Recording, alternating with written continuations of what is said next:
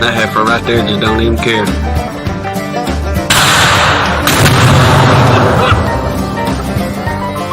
Take your stuff now.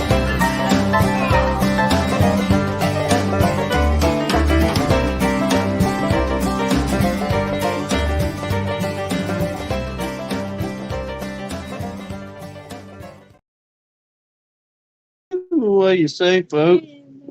Caught you in that chit chat, didn't we? I'm trying to talk to everybody. Yeah, who are we in here so far? Yeah. There's a lot of people Oh, yeah, all in right. the chat. We go Mr. there. Mark's in there, and Sean and Bob and Lee are both in here. Michael Tangway. Ed got first.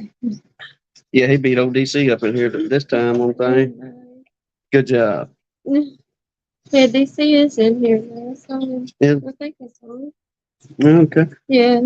Well, hope everybody's having a good Sunday evening. Yeah. It's still about the same around here. Hot, hot, hot. I ain't gotta tell y'all about the weather there. Hey, Mike, if I had me one of them cannons, buddy, she would not keep me inside. You talk about some fun. Brother, I'd be, the law will be pulling, well, I don't know. We know a couple of deputies around here, so that'd be the only thing that'd help save me. But folks be talking about there's explosions going on. I'd have a blast. But, yeah, that's from the Civil War reenactment they do each year up here. They done the last signing of which officially ended the war east of the Mississippi, according to the historical marker and all that, and they do that. But yes, sir. But it's got the mirrors loaded. Yes, sir. It was time. I asked her yesterday. I said, well, actually, last week sometime, I said, look, any chance come Saturday, you can cut my hair. Because thank goodness in the last 14 years, I haven't had to pay for no barber. Got an in-house barber. Hey, we saved it's probably about $12 now. And yeah, there ain't no telling how much money we saved on barbers. But I drug it out because let me tell y'all something. All them buttons I've been pushing, all these lives, we've been trying to make things a little bit more, how do I say, technologically advanced here at Gunline Bees. It's been a complete failure. No. At all. Not at all. Yesterday evening, we went to the Wally Worlds and we got us some old El Cheapo headphones, and we was going to try the mics again so y'all could hear Hannah. I hope y'all can hear her a little bit better now. You got to look at us closer now, but we moved the whole setup a whole lot closer, so maybe y'all can hear me until we get the rest of this sorted out. So we went and got her fancy little cheap headphones, brought all that home, plugged it in. Them babies work beautifully. Went to try to plug my little, I don't know, the microphone deal in where we could use these lapels. And the blasted hookup was too big for the microphone rig to hook up. So, and we've been having internet troubles. Our cell phones are, I guess, not smart enough with all this 5G stuff going on. So we went through, got Johnny Tennessee Mountain Bees on the phone, doing all kind of tests, this and test that. And this was about 1:00 yesterday evening. God love him once again. He was on. I don't know how the man puts up with us. I swear, I don't know how the man puts up with us. None of it worked. So with the phones not acting right, it was like, well, maybe our phones are 2 or 3 years old. They're not smart enough with updating these towers around here. So told Johnny, said, brother, if you can give us about an hour and a half, we're going to go to the little community where the Wally World is. Our second trip to Walmart in one day. Yes. Now it's about what, 4 o'clock yesterday evening. Yeah, we left here at like 4 o'clock yesterday. Hotel down there, bought a new phone. I was crying about how much them things cost nowadays, but we got one to try out. So we updated her phone, and that's what we're on now. So we're hoping y'all can, like I say, hear her a little bit better and Mhm. not so much cutting in and out. But we'll see here in just a little bit on that end. Mr. Mike said he could, or Mike Conley said he can actually hear us. And you clean up the. Good deal. Thank you much, sir. Like I say, it's about time. Y'all start seeing me with going to put the ball cap on. Y'all know it's getting close to haircut time. And she does too. But He hates with her not feeling well the last couple of weeks, I really would go take and push the issue on. Will you pretty please cut my hair? Look, DC, if you had any idea how bad I hate shopping of any kind, but especially Walmart. Like the closer we get to that store, the higher my blood pressure gets. So yeah, the world was completely upside down, having to go in that place twice in one day. Yeah, don't. I got to brag on her on that. I'm one of those shoppers, and like most men, we're going in for whatever it is and getting right back out. It don't matter if we're in the hardware store or we're at the Wally Worlds. Let's get in and get out. And oftentimes, she's pushing on me more to. You don't have to look at everything in this store. We can just get what we come for and go. But we finally got back home, and it, it was an act of Congress getting the new phone set up and all the jive you got to go through to get everything switched over. So it ended up being, I don't know, it was about 8:30, 9 o'clock yesterday evening before we finally got all the stuff situated and talked to Johnny and said, look, hey, we'll just holler at you tomorrow after church. And y'all, if y'all knew the mess we just went through on all that. It was probably another hour and a half, 2 hours just a while ago trying to get everything set up. So we just put the earphones away. We put the fancy little microphones away and said, we're just going to go off the telephone and do this thing. So here we are. Or it just wouldn't have happened if we didn't No, do it. we Just was, make it work.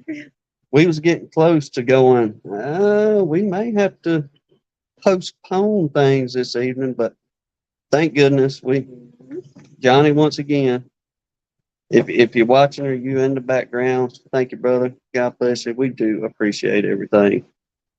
And we got past it. So here we are. Saying they can hear us good. So The main thing is, I guess y'all hearing her, because I know oftentimes she's so soft spoken, and even me telling her, hey, kind of speak up a little bit. the only way y'all could hear me was my angry voice.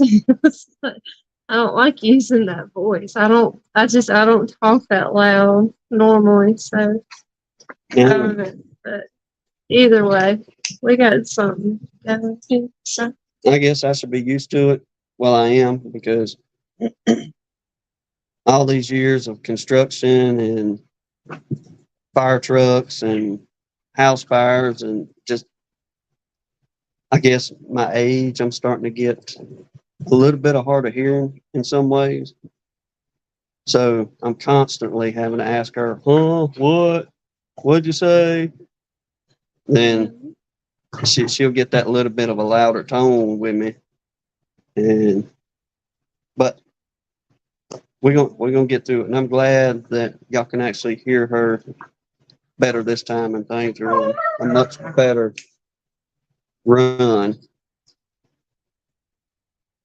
Lee, come get Jasper. no, Come get Jasper. He can't have Jasper. He has He comes been running to me as soon as he said that. he's been quiet, laid down, ain't hardly made a sound, and now it's playtime with him and that other dog. Just he's in and out of the chair with her right now. Y'all see? That's why the chair's doing all this movement. He's jumping up and down. But I'm Wait. trying to type out that message. you You know, can tell him about it. we got a guest tonight, special guest. Many of you already know the gentleman, but we're going to focus on him and how he got started into beekeeping. He's going to kind of tell us the story, how he got started, where he's at now, all that good stuff. But before we get into it, we're going to go through our prayer list. Before we get into that, Sean, appreciate you, brother. We'll be looking, I think, tomorrow. Things are supposed to be here in the mail from him. I think he said Monday. Yeah. Thank you, brother. No, Lee, he was definitely just kidding. I just saw your message. Me and Renee can be there tomorrow. Yeah, I'm sorry. You can bring her to meet him. Like, y'all are more than welcome to come, but no, you can't take him home with you. she'll send me home with y'all before that dog leaves his house. I don't know if I could do that either. But like I said, we got our special guest coming up, and I'll get into this a little bit more. We have two more special guests, and we have finally set a date for the Honey Light tasting test. But we'll get into that at the end. Right on. Bob already put a prayer request in. Did it? Okay. I had a pen right here somewhere just a second ago. You had it on your ear. Did Jasper get it? If you put that pen down where the dog can get it, I don't know what I did with the pen. I just had that thing too, y'all. Stand by. She'll be right back. But I'll go chit chat in a second. While she's doing that, we will go through. Okay, she's got the pen. Awesome. It was exactly where she left it a minute ago. Me? And try that again. If anybody does have prayer requests, like you seen with Bob, he added one here. Jason Cooper. Oh, mercy. Well, we'll just start off with him. With the gentleman Bob just added, Jason Cooper. Now, this is part of our prayer list, y'all. If you're new to us, we very much, we love the Lord. We believe in the Lord. We believe in the power of prayer. And this is just part of our little old program that if you have a prayer request of any sorts, feel free to throw it in the comments, or if you don't want to put anything into the comments, send us an email. We've had some folks do that. But send us an email at gunlinebees@gmail.com, and we'll get whomever it may be added to the prayer list and get the word out, because y'all, we do have prayer warriors in here in the chat, and there's several folks that can, am I going to say the right word, contest that attest. The prayer's working, and it's nothing that we're doing here on Gunline except for praying for folks. And it's just the same with everybody else in the group that are keeping up with the prayer list that we've got, and the prayer warriors out there. So you got the list. I'll let you read off since you're doing all the jotting there. People can hear me tonight too. There you go. Okay. All right, still, Keith Larimore is on here, and Mr. Mark Miller. He said the last time he got a really good report. Oh my gosh! Everybody can see Keith Laramore's latest report. That is awesome. Like that's incredible news. But There we go. I can push some buttons on this new phone. yeah, just be careful. I will be careful. Don't go crazy with it. Mr. Mark Miller, I think he was doing a little bit better, but we're still praying for you too. And Lee, he said earlier his back was a little bit better today. Maybe today was a little more, he got a little more relief out of it. And then Hillbilly Earl, he's just had a lot going on. Ed, son of one, his wife, Miss Chris, and his dad were both on here. Slap his hand. Oh, I will, Lee. Don't worry about that. James McNally, he's still battling his stuff, but I think he's kind of improving a little bit as he goes along. Dirt Rooster's dad, Mr. Pat, hadn't talked to him. No, haven't talked to Dirt Rooster in about a week and a half, or messaging. I try not to call his cell phone or anything. Just been shooting him a text message because we know how it is with dealing with things. Yeah, you don't. And then PJ with Henley's Homestead, he's in here. He said he's doing okay, so I'm assuming he's recovering pretty good from his surgery. And then Michael Taylor, most are doing good. Okay. So he had they had a bunch of stuff going on in Vermont and asked for prayer there.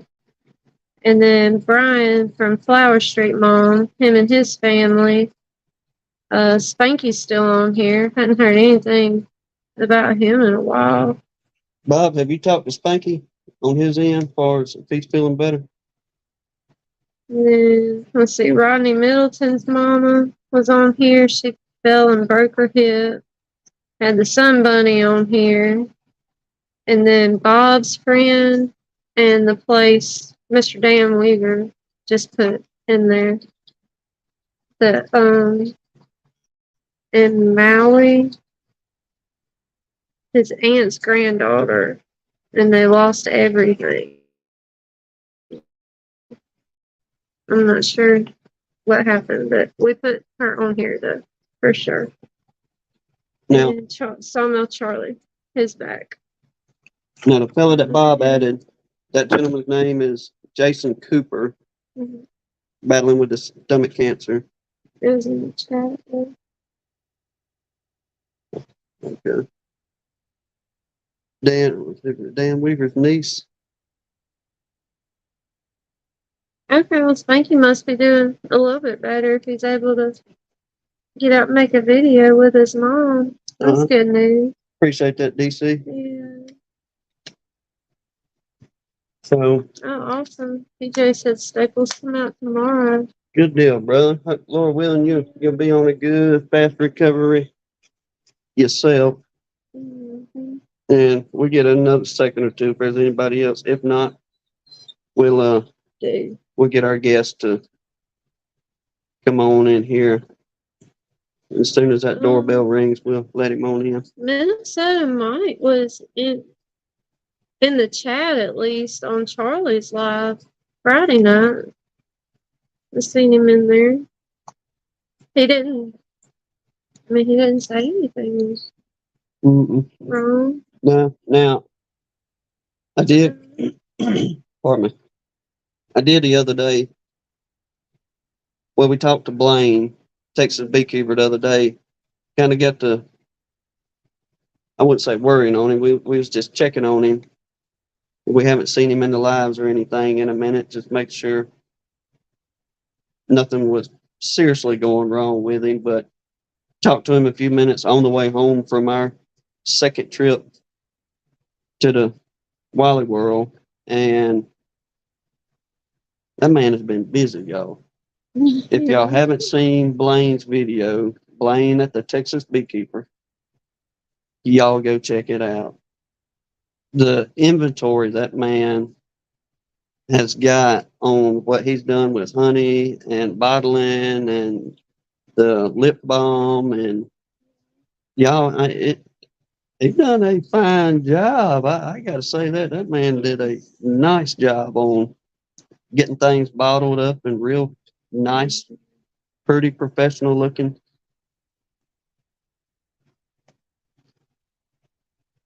Oh, wildfires in Hawaii. Man. Yeah, we'll jot that down on there. I haven't really, I guess, looked into it too much, but like when we on YouTube, just watching different videos, everybody else's stuff, that kind of thing. You know how it come up on, you have different news feeds and that kind of stuff. But I did see, I think this morning when I got up and was fumbling around, I think it was about 80 or so fatalities out there. I couldn't tell you how many acres have burned out in Hawaii, but yes, sir, those folks most definitely need some prayers and need to be lifted up on their end. Oh, I couldn't. Jesus Phillips. Uh, we sure can, Philip. We'll add Bob's mama to the list. Yes, sir. I didn't know it had. I mean, he's mentioned it several times, but I didn't know it progressed really bad recently. Yeah, we will definitely. Bob, can you tell us her name so I can just put her name on the list? That's hard dealings. Anybody that's had to deal with Alzheimer's or dementia with a relative or a friend. It's tough on folks, no matter who you are, especially if you're a caretaker. Because oftentimes people mean well, but whenever the caretaker needs a break or things along those lines, when you pick up the phone to call somebody and say, "Hey, can you come sit with so and so, mama, daddy, grandma, grandpa, whoever it may be that's dealing with those type things?" And it's not just folks with dementia; it's any type of disease, debilitating issues, those kind of things. Folks need a break, and oftentimes when you pick the phone up and say, "Hey, can you come sit for just a couple hours while me and my woman go out and maybe get some dinner, or like we would do, go hit the go hit the dirt road." That's what we enjoy doing. Just go get on the dirt road and throw that baby in first gear and let her idle until you're ready to go back home. Just a little bit of a break. So y'all keep Bob and his family most definitely on your mind. Anybody else as well. Do you think, going off of what you said, I just put Bob Walker and family on the list. Is that Lord knows they all gonna need prayer dealing with that. It's hard for everybody involved. Yes, sir. Well, I don't know if I kicked our special guest out a minute ago, Completely. but no, he's still there. Okay. So if there's anybody else with prayer requests, y'all put them in the comments and, we'll get them jotted. On the chat too, so y'all can drop them in there, or you can shoot us an email with them. So y'all welcome our special guest. It's going to be our good brother Todd at Loma Vista Bee Company out there. And we're going to bring him in and let him tell us Buttons is gonna let somebody else talk first. his story. That's right. Y'all ain't got to hear me so much. Jasper's getting comfortable. What do you say, What's Todd? up, Thanks for everybody? coming. How are you guys doing? We doing all right, brother. How about you, man? Pretty good. Pretty good for a Sunday. Day before work. You know how that is. Well, thank you for having me on tonight. We're glad you could come. Yeah. You didn't kick me out. I ran over to grab another bottle of water because my throat's kind of scratchy today, so that's why I disappeared. So don't worry about I was thinking, I didn't see the little guest thing coming up, and I was like, oh man, I done. He can't get back on the link or something like that. But I yeah. done something right. Didn't do it wrong, I say. But, No, we're all uh, good. yeah, brother. Like I say, most everybody in here already knows Todd from coming into the chats and all that. But like I said, we want to focus on you, brother, and you just kind of go through with your story of how you got your beginnings and where you at and all that kind of good stuff. Sure.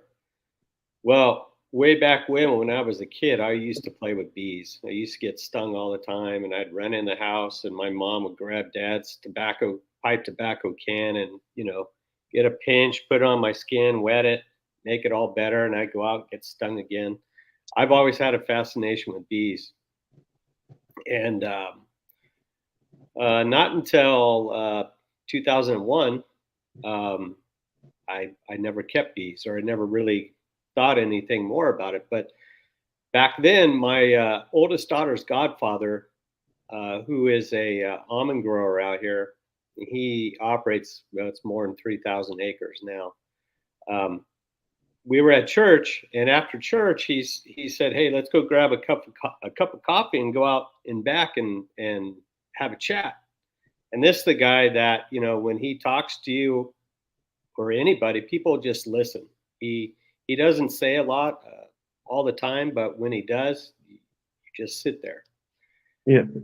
Um, he talked to me about bees and his business, and I was sitting there kind of thinking, what's he trying to get at? And I didn't want to ask him. Um, but near the end there, he kind of started making more sense to me, where I think he was trying to get me sort of lined up to maybe one day help his business, because he needs to rent about 6,000 colonies every year. Oh, wow. And so um, it took me a while to figure it out, but then I did. And during Christmas, well, after Christmas, actually, he called me and said, "Hey, one of my beekeepers from North Dakota is coming down. Would you like to run around with him and see, what this is all about?" And I said, "Oh yeah, absolutely."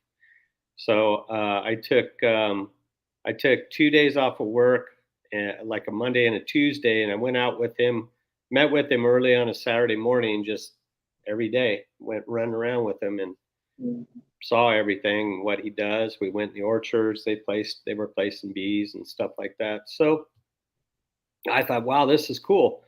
So that spring, I went and I drove up to Sacramento and bought 2 nukes and brought them home. And well, actually, not home. I brought them to my brother-in-law's house, and he had a bunch of land out back of his house, and we just put them there. And that's how I got started, and then moved to Missouri in 2005. So I sold the bees I had here to um, uh, Bill's one of Bill's business partners, and his son started doing bees. I don't know if he ever did anything with them, but anyway, so I moved to Missouri and bought some more bees and did that for a while. Then we all moved back 5 years later, and I took a break for a little bit, and then started back up about 2013 and 2014, and I've just been doing it ever since, and just having a blast. So you say your granddaddy, right?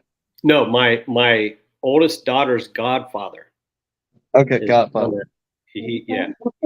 I'm my bad on that. But how long did that man start as a young man? And He's had, well, from what I gather, because he's a real private man. He kind of got some land, and then for some reason knew that almonds were gonna prosper in the future. And then what he did was he took his savings or his earnings and just bought more land or more orchards. Some guys were selling, he would buy. And then he just, it snowballed into what it is now. He's big. So how many actually colonies are you sitting on it yourself right now?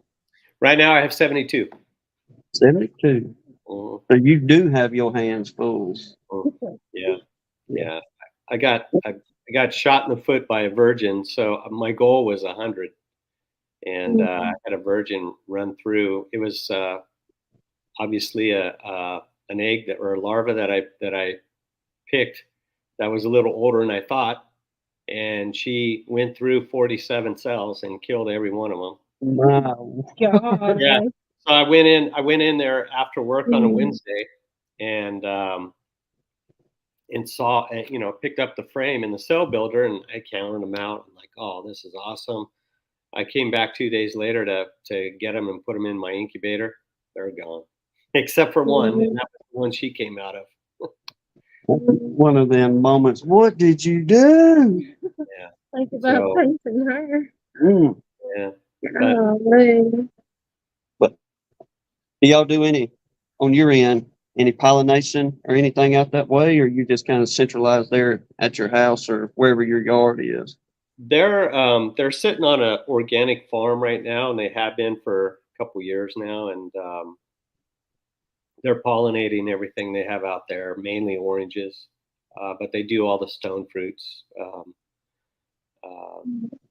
plums, peaches, nectarines, apricots, all that stuff. They'll do, and then everything else that's out in that area.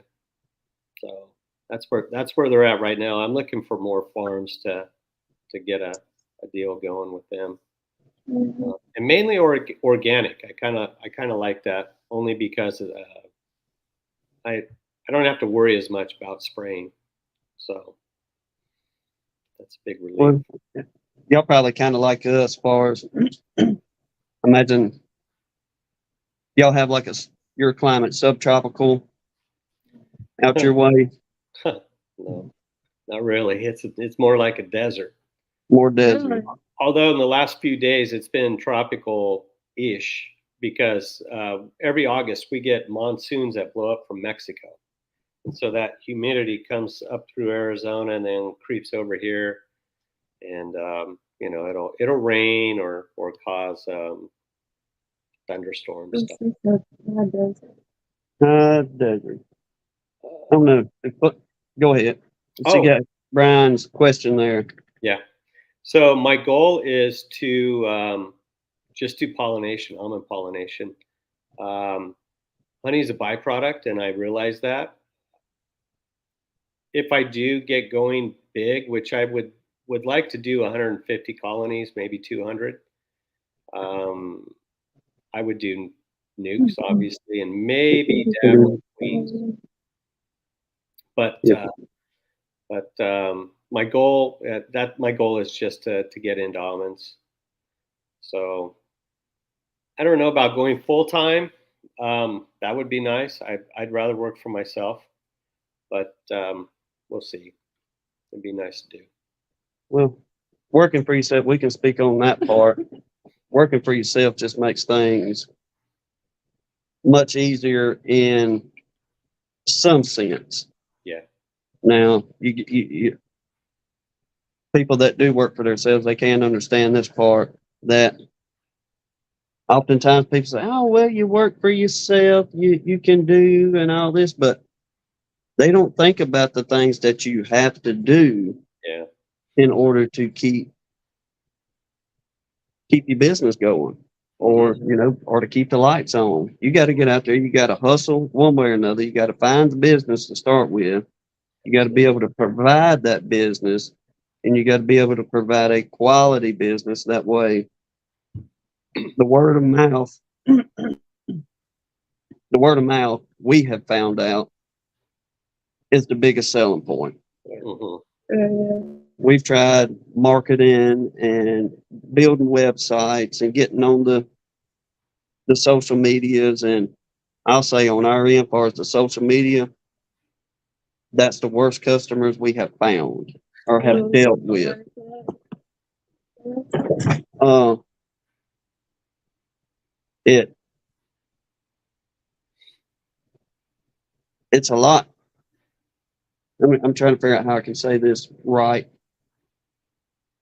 It definitely does make things much easier, like I say, being your own boss, because there are some points to where, okay, I got my work done. I know I can chill out for a couple of days and take me a break, and I don't have to worry about calling somebody and say, hey, I'm not going to make it today because I'm wore out from, whatever you done. Yeah, your last job type thing. But it, But you still have to hold yourself accountable. Like you still work for people and you still have deadlines you have to make. Oh So yeah. it's not just all living on cloud nine, working for yourself, and you just get to do what you want to do.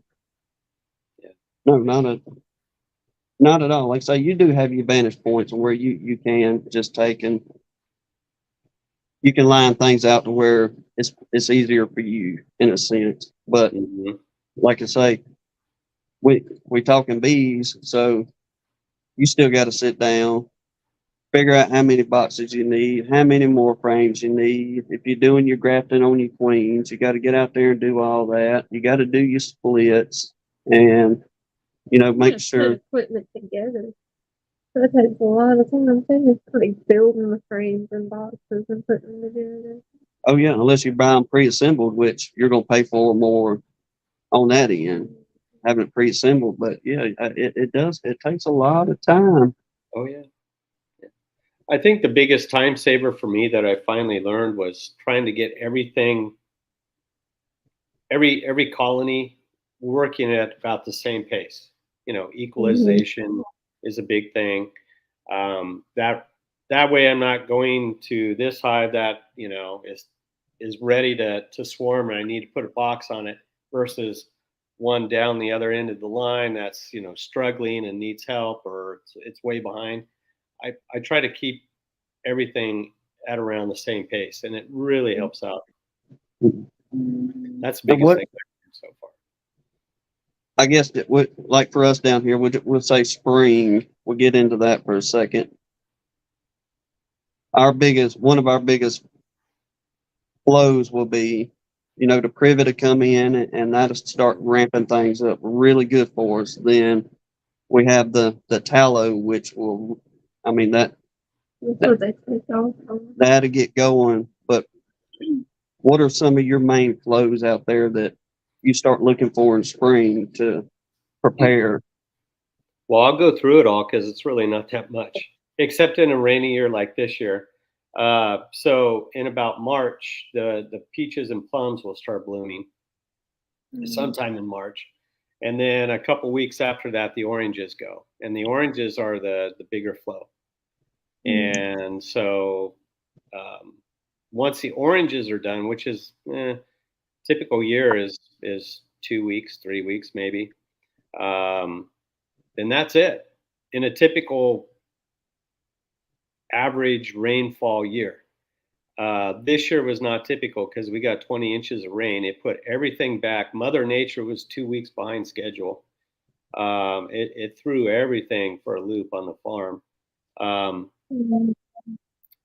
but then after it, in a regular year after the oranges, there's wildflowers here and there. Then the privet comes, the Japanese privet trees, and that's big. And there's tallow in the area, so they hit that. So all that comes in. Um, so by the middle of June, again, there's nothing going on, and then that stretches into July, where you usually have to feed, and then end of July into August, there's yellow thistle kind of makes an appearance and then disappears as fast as it showed up. And then there's a plant called blue curl, which is basically what goldenrod is to the rest of the country. It's that last fall flow, that last source of protein, or in some cases nectar. This stuff is just nectar. so they don't get any pollen off of it that I know of. But it's really fragrant. So when you open the lids, you could smell it instantly if they've been into it. And if some of the older folks might know or might remember back being a kid when you had to use camphor-phenique, and it had that strong smell. Well, that's what blue curl, and it's also called vinegar weed, smells like. But it's not the same exact one. It's pretty wild like camphor-phenique is though. And then after that, that's it. So now this year was different because of all the rains. We had our average rainfall around here is 11 inches.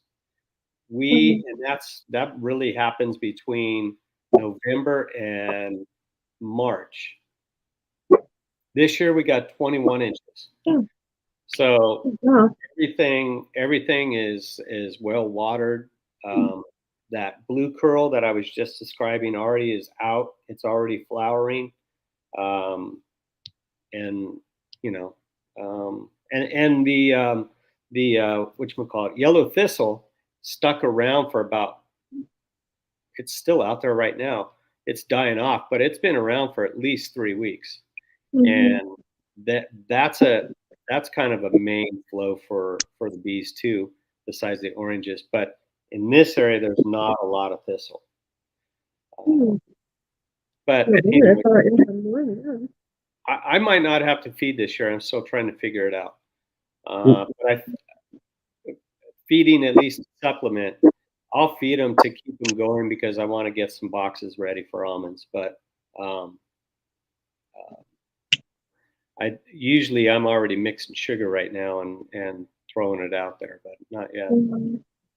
Well, pretty interesting. I had no idea that y'all would have a privet that far out or the tallow out there. So you kind of get an idea of what we get the taste of honey, down here for us as well, or most everybody along, I say below the Mason-Dixon, or it may be up in the north too. I don't know how far it will thrive in the North Country, but down here, the privet on landowners is more of a nuisance. It'll create such a thicket down here that, I mean, oftentimes the landowners, they just burn it off to kill it. I mean, it'll take over big time. Yeah, I mean, like here for us in our yard, if I do some cleaning up or trimming on that privet, brother, if you leave a little stick of that stuff on the ground, it'll grow. It will grow, yes, sir. And it don't take it long at all before it'll shoot right back up. Then what you did cut, it's popping right back up. So you got to get down to the roots to really kill it. But now that we've gotten into beekeeping, I'm kind of lenient on letting some things grow on that end. But around here in our yard, if the privet's coming up, I'm cutting it because I know how quick it's going to spread and get back out of control. But now we'll get into your camphor-phenique. Buddy, when I was a youngin', I dreaded coming into the house with a cutter scrape and mama reaching up in the counter and grabbing that old green bottle out of that thing. And she talking about, hold still. No. I'm glad as an adult now I can just go out to my pine tree out there and slap me some pine sap on it, and I ain't got to worry but with dealing with all that burn anymore. Yeah, that was some nasty stuff. I don't know how we survived. Yeah. I don't miss that stuff at all. Oh Lord, no. What else was some of that older stuff? Mercure comb. Am I saying it right? Yeah. Mm-hmm. Yeah, but between all that pipe tobacco, I'm surprised I'm still moving around. Yeah. But I mean, you talking earlier on them bee stings. I mean, our folks done the same thing. My daddy, he was a smoker until he departed. But anytime we got a sting, that's the first thing he done. pinched off a piece of that cigarette, spit on it, wet it real good, and boom, Mhm. put it right on that sting. And I mean, it draws it out now. But oftentimes nowadays, folks, they're going to go to a doctor or, Yeah. somewhere along those lines. So, We didn't go to the doctor much as kids. Went to the orthopedic doctor a lot for accidents, but that was it. Really, really didn't go for being sick a lot. no, the only time I remember really going to the doctor as a youngin' is I had fell off my bicycle. I had learned how to ride without no hands. You know what I'm saying? Yeah. And I thought I thought I had mastered the art of riding without hands and turning into my driveway. Well, one time I caught the sand bed and I busted my chin wide open. Well, I come inside and I was bleeding like a stuck pig, brother. Mama, she jumps up and starts grabbing towels and stuff, and the only thing that comes out of my daddy's mouth was, "Get him off the carpet. Get him in there in that bathroom so he ain't bleeding all over the place." But Those were the days. yeah. Now we kind of went through spring a little bit. What is your fall maintenance? Well, it's usually by fall I've got all the honey that I want to get off of the hives, and I'm giving them a little room for that blue curl that comes, later on. So I leave that for them to eat, and there's really, like today I checked my mite levels, and I'm still good, but I'm going to start up Apigard in. Oh, I have it written down. I think it's September 16th. And that doesn't sound right. But I'm going to do an Apigard treatment. And what I'm going to do, and the reason why it's that late is because of the temperatures. Tomorrow it's going to be 105 or 106, and you can't use that stuff when it's that hot. So I'm going to do 4 7-day treatments. By the way, let me put the disclaimer out there. This is off-label use. I'm not saying everybody you need to do this. This is how I do it. I'll do 25 grams or milligrams, whatever the measurement is, every 7 days for 4 weeks, because the dose is 100. So, usually you do 50 and then 50, or you could do 33 3 times, but I do 25 4 times. And that seems to work. It worked last year. Another thing I do is just that OA extended release. I know that's not approved, but you know what? You got to do what you got to do. Yeah. And what I'll probably end up doing is I've never used Formic before, but I'm going to use it in the spring after the orange flow, and do that. But that's been pretty effective for you out there, keeping the mites at bay. Yeah, I've only used oxalic acid and Apigard for the last 3 years, and that works. I'll hit them with a vaporizer in January when there's hardly any, or December when there's hardly anything going. But hey, Yeah, DC, it's not Monday, it's Sunday, so I could say the M. Yeah. yeah. It said the M word. But is there like a jar I got to put money in somewhere? We'll let you slide that one time, okay? All right. But that's my fall treatment, really, or fall protocol. I don't do a whole lot. I just make sure they have enough room. If I have to break down a double to a single, I'll do that. This year, I'm keeping them in doubles, mainly because I have a bigger population because of a product called Apis Biologics, which I love. Oh, it's awesome stuff. If you guys haven't tried it, you'll be shocked. Oh, we have. Absolutely. We jumped on board when it was the snake oil, and I will say, brother, whenever our bees finally started taking to it, and we didn't I forget which one it is that you put in the water, the bioactivator, I think. Yeah. Yeah. No, For the biocontrol. Control. Bioactivator, think of it this way, bioactivator is for pollen patties. And so the way I think of it is when you're using pollen patties in the spring, you want to boost them up, get them going. So I think I want to activate the bees. So bioactivate or whatever it is, bioactive or I can't remember, but that's how I think of it. Is the bioactivator is what gets going in the spring. The other one is the control that you put in. For It carried us. We could tell a big difference in our brood as far as them really ramping up. And I imagine, in a sense, probably I was going to ask you about your winters, how your winters are if you have a mild or cold winter.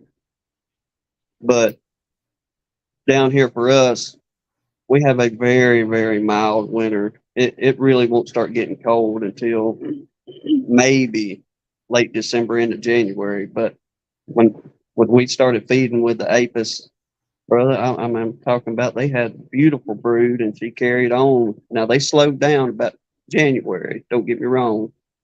But when we come into spring, we could tell a difference as far as our numbers in the bees.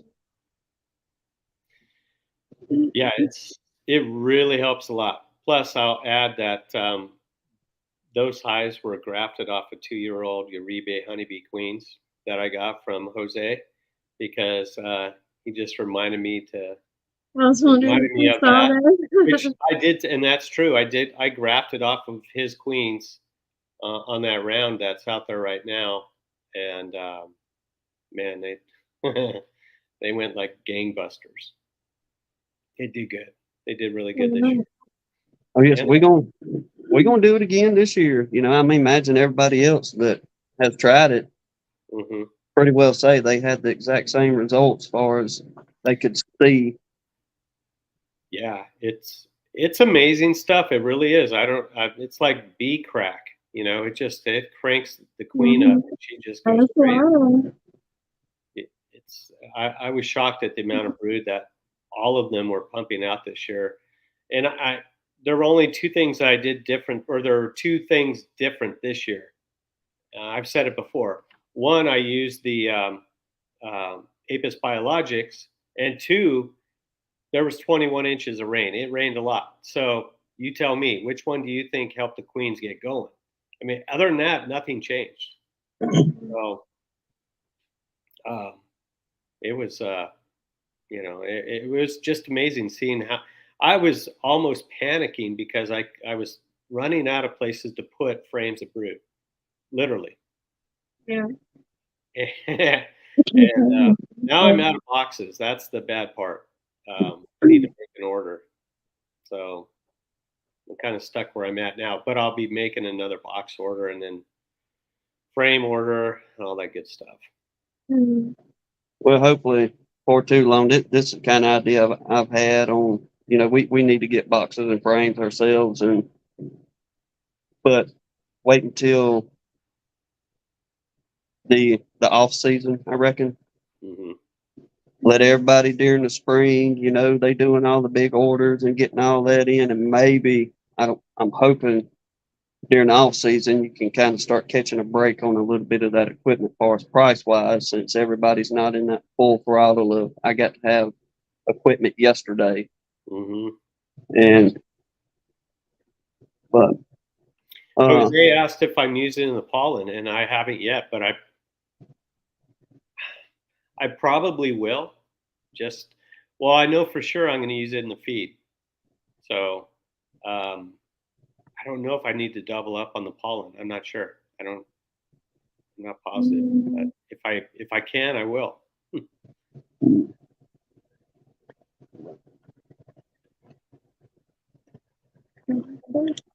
I'm definitely going to use Apis for queen rearing because Mark Miller does, and he gets great results.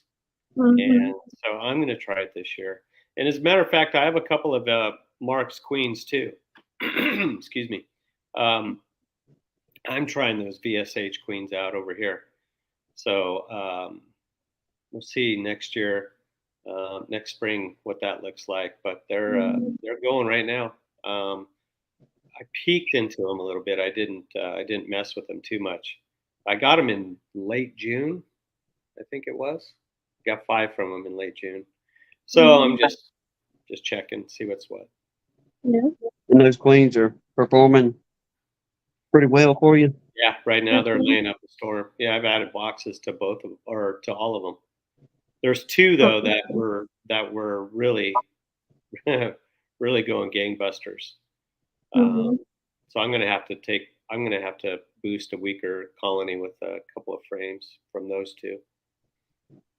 I may have cut you off on this part, and I didn't mean to, but on your winter end, uh, do you have a big worry going through your winter? Is it pretty mild or? Yeah, for the most part it's mild. It just depends on how much rain we get. Last year was crazy. I couldn't even get to my bees for 2 weeks, 3 weeks, because there was a little creek that runs through the farm. It had turned into a river. I couldn't go through it. Oh, wow. And then there was another incident out there where I take the dirt road past the orange grove, and the orange grove is on a hill, and then it kind of falls off, and that's where the road's at. So the road's at a very slight angle.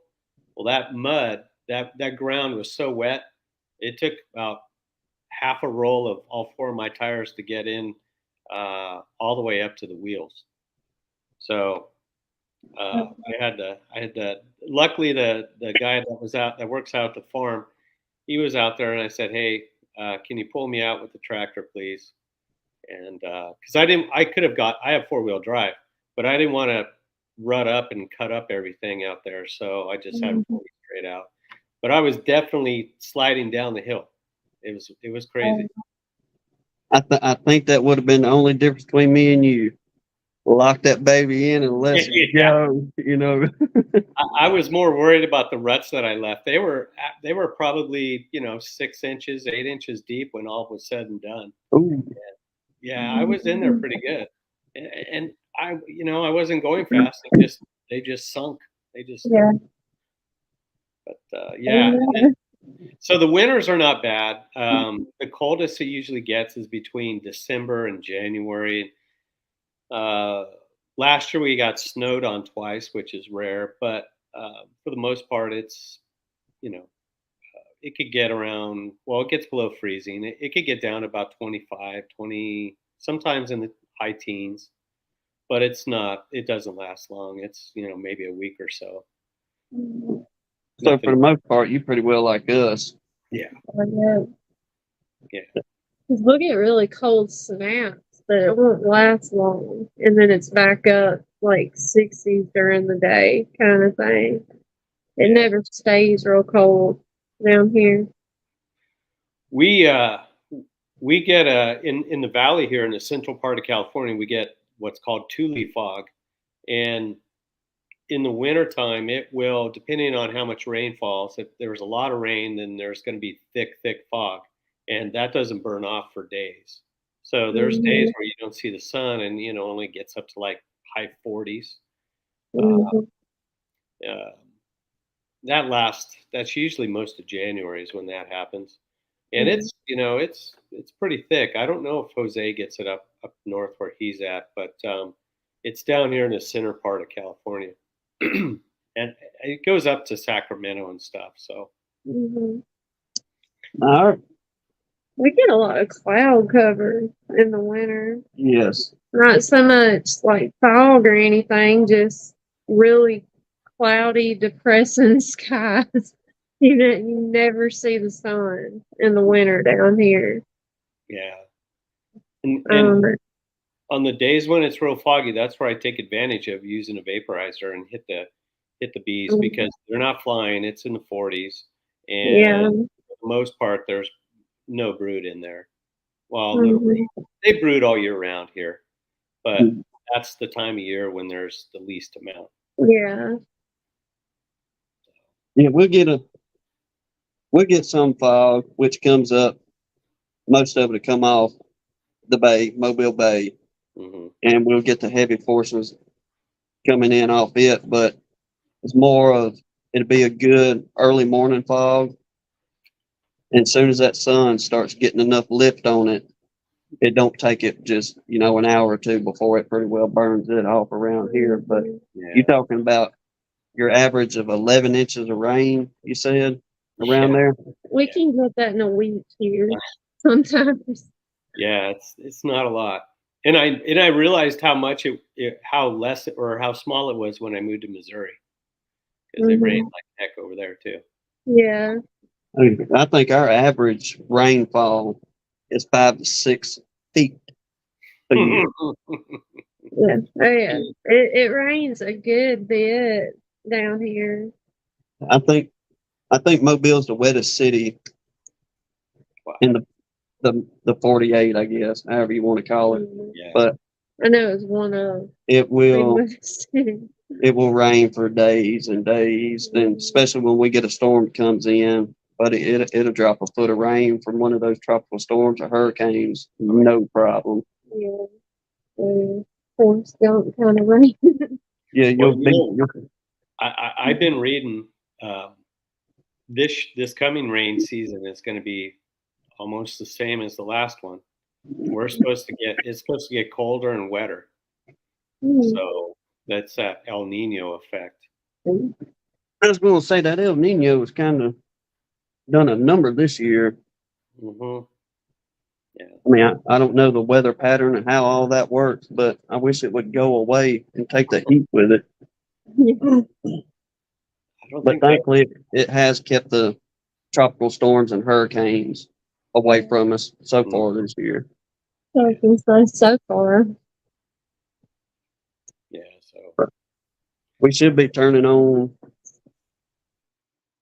to where we at. We at mid August now, so our goldenrod should start going to showing itself in probably next month and a half, hmm and the last little bit of winter wildflower and all that will be coming on in. Now we don't get Lots of wildflowers. any kind of, I guess, a honey flow off it. It's like you saying, it's enough to sustain the bees hmm pretty well to get to through winter. Then you have to feed a little bit during that lull of spring and winter.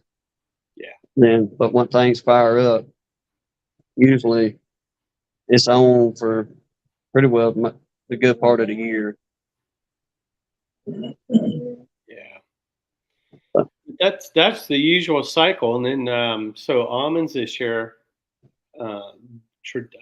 Jose can back me up on this. I think the traditional date to either get in or the last day. I think it's the last day that you can be in an orchard is February 12th. So really, I have the fall to get going, and then I've got to feed in December and January to keep them pumped up, and then hopefully I'm worked a deal out with a commercial guy here that I know, where I'm going to pay him uh, a round trip fee per pallet. He's got the flatbeds and the forklifts and stuff, so he'll put them in orchards around here because he's more local around here, and he'll tell me where he puts them or he drops them, and then I'll take it from there, and then when everything's done and depending on the season, when everything's done and they could get them out of there, then he'll bring them back to the farm. So if he needs bees in his contracts, if he is short bees this year, that's where he's gonna plug the holes with my stuff. So we'll see. Now, for the ones of you that do the population, I imagine Jose, he's a pretty big feller out that way on the commercial end and everything. But is the almond pollination like y'all's bread and butter when it comes to pollinating? Well, for local guys, it is. Uh, if you were doing it, you'd have to pay trucking to get them from Alabama to California, and that's expensive, and that gets into your fees. And then there's broker fees. So I have small transportation costs, at least what I'm thinking right now, and then of course broker fees. Um, but I don't know how much. I think it's like around 5,000 to get bees from like Alabama to California, something like that. Yeah, but hearing kind of some of the, I don't want to really say horror stories, but the people that do bring their bees from out this way, out to the almond orchards out there in California and everything, where y'all at out there. Or what you have to do for them bees to be able to sit, or even, I guess, get them even close to those orchards. Between those pallets have to be cleaned in a certain way. You can't have. Yeah, you can't get into the state if you, well, when you get to the state line, the California Department of Agriculture is super picky about pallet conditions. And yeah, second week of February is when we get them in. That's your last day. Um, if you have, they're looking for fire ants, which fire ants are around here already. So I don't know if they're listening, but yeah, fire ants are already in the state.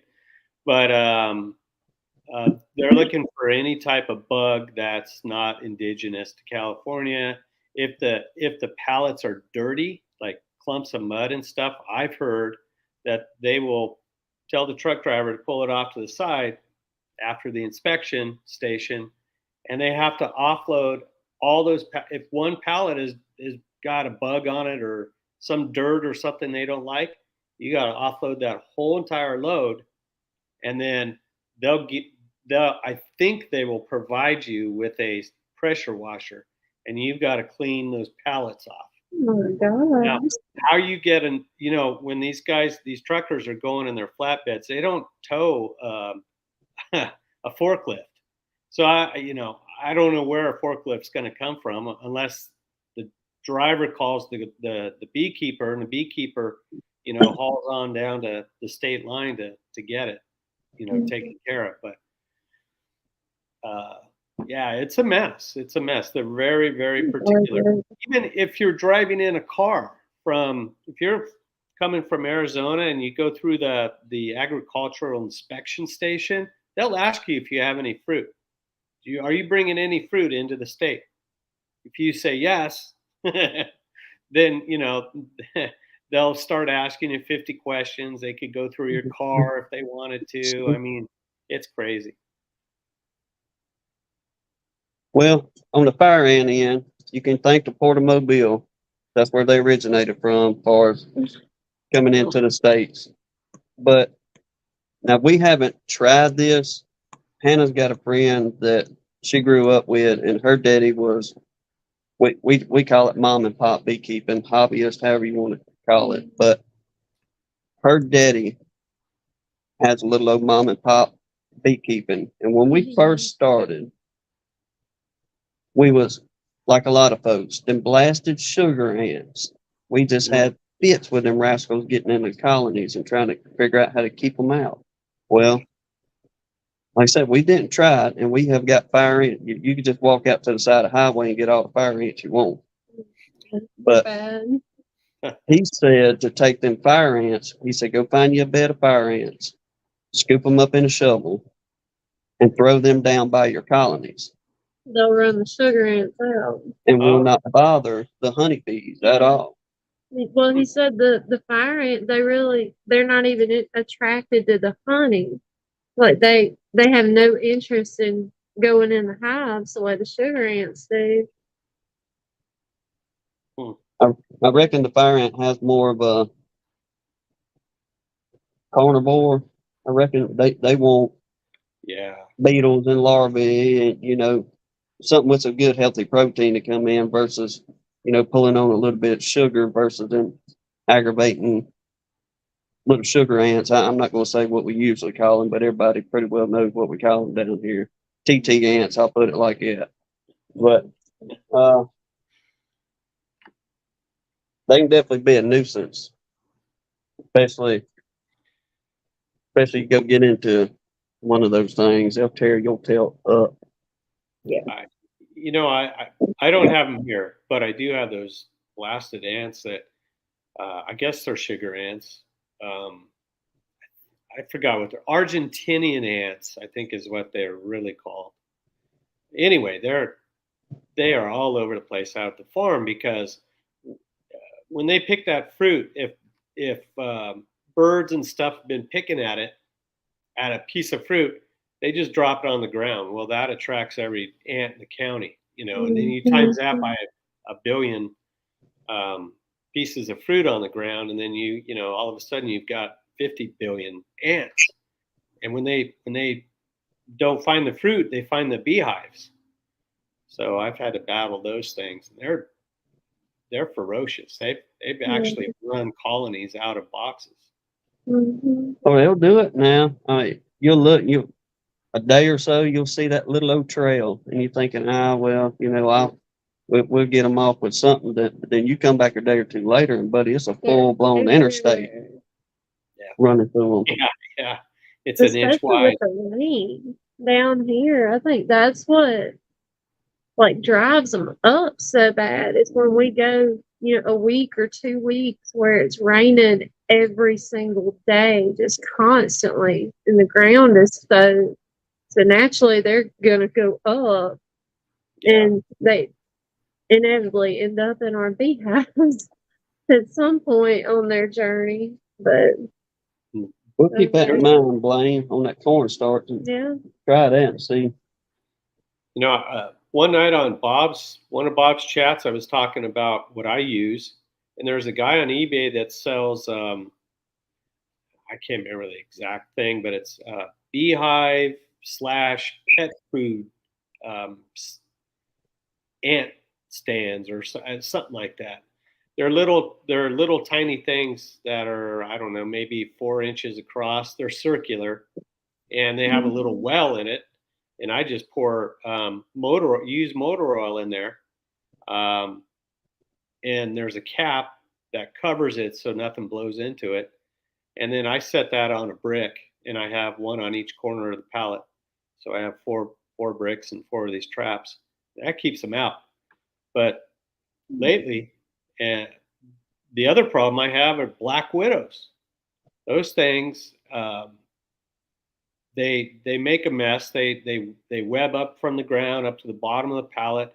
Then when the wind blows, if there's weeds or leaves or something, they get caught in the web, and eventually the ants are able to use that as a ladder to get up on the pallet, and then they find the hive.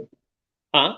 That's incredible. Yeah. So yesterday, I should have took a picture of it, but I had a nuke that was off to the side, and the entrance of it had one of those dials, and it was facing away from the sun, so it was still in the shade.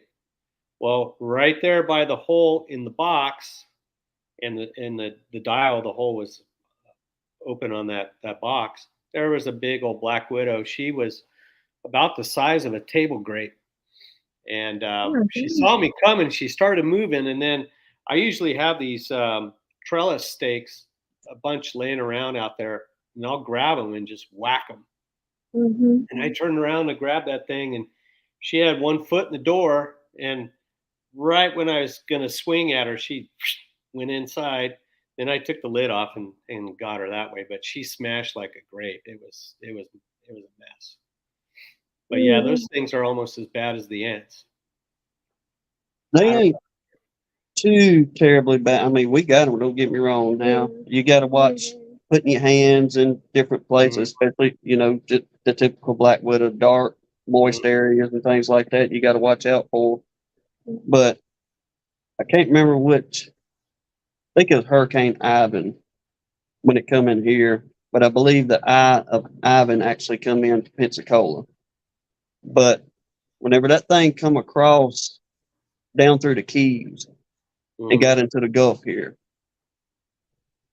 we had never seen any of these until after the storm, and the biologists, people, whatever you want to call them. But there's a brown black widow. And that's not the recluse? No, sir.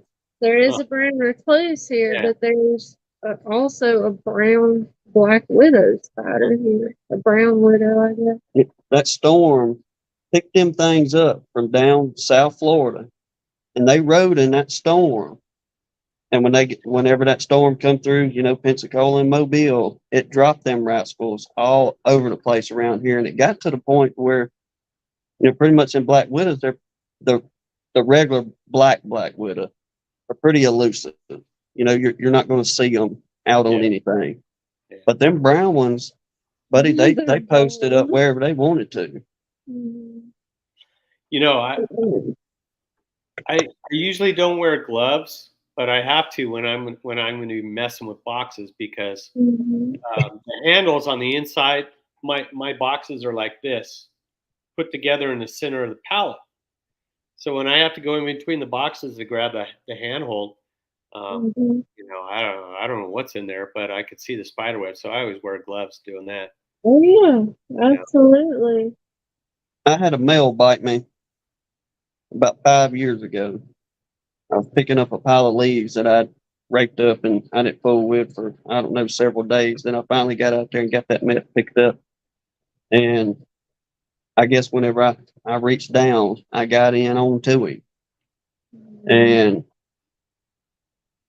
it was I'd say it was about like a fire ant sting. If you ever been bit by a fire ant, you kind of got an idea what that pain is. Yeah. So as soon as I seen what it was, I walked in just as calm as I could.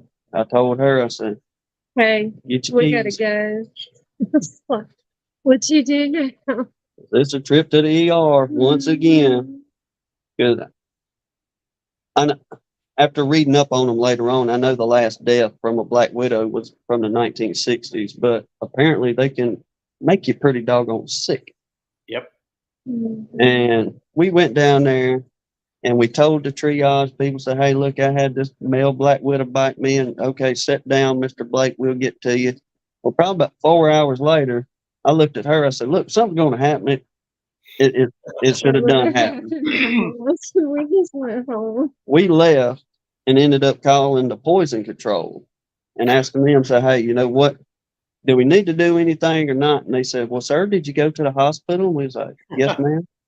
She's like, well, the hospital was supposed to notify us immediately. Oh. We're like, I well, don't know what to tell you. We don't work for the hospital. we went down there, turned around, come home. Trying to see if there's anything we need to watch out for. But I don't like them things though. that's just one of the dangers, like saying outside of beekeeping, you do have to, and especially like now with Hannah, we got to worry about her taking a sting, but you do have several different hazards between dealing with them rascals. The Snakes. Yeah, our Jose biggest has thing. it worst. He last year, I don't know if you saw that video. He picked up one of his nuke boxes and there was a rattlesnake curled up underneath it. Yeah, I don't want to mess with those things. Yeah, I'm with you. Which I mean, we have a lot of them, but it's shocking if we don't see at least one every year around here. You guys But have most rattlesnakes down there? we like, You- yeah, we do. Yeah. Oh, yeah, We we have got the Eastern Diamondback Okay. rattlers. I mean, they're beautiful to look at, but I don't want to be anywhere near one. You don't want to get kissed by But that. no, Lord, not at no. all. I mean, we got the little ground rattlers too, the little pygmies, but Yeah. you got to really get into the pine thickets for the most part, which I mean, we got a bunch of them, but we live what the old timers tell us. We live on the old migration paths for them Eastern Diamondbacks. Oh, nice. We have seen some, I mean, because I grew up, like literally grew up on the same piece of property where we live now. And it's guaranteed at least once a year you're gonna see a massive rattlesnake, like 6, 7 feet long, kind of thing.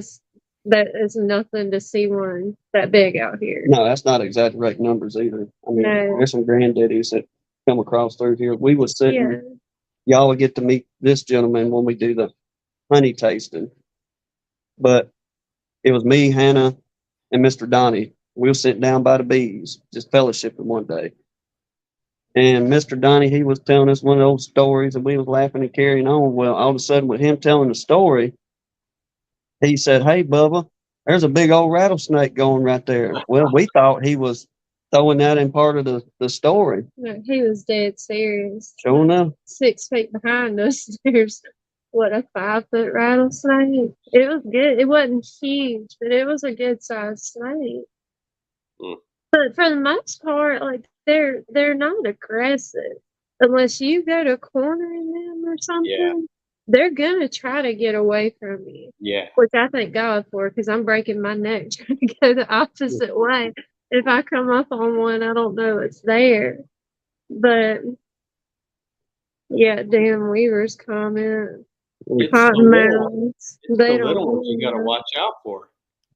Do At least I? around here, the little ones, the young Mhm. rattlers, because they don't really have a control of their venom sac. Yeah, And so they will dump they'll it all really- into you. Yeah. Every bit of it. Well, you can't hear them little fellers either. No. You know, you'll be done got popped before you realize you done got on one. And I know that Western Diamondback out there, they're a pretty potent species themselves. I think they're a little bit more potent than what we got out here. I think in the Midwest, the big one back there is the timber rattler. That one's, man, you don't want to mess with that one.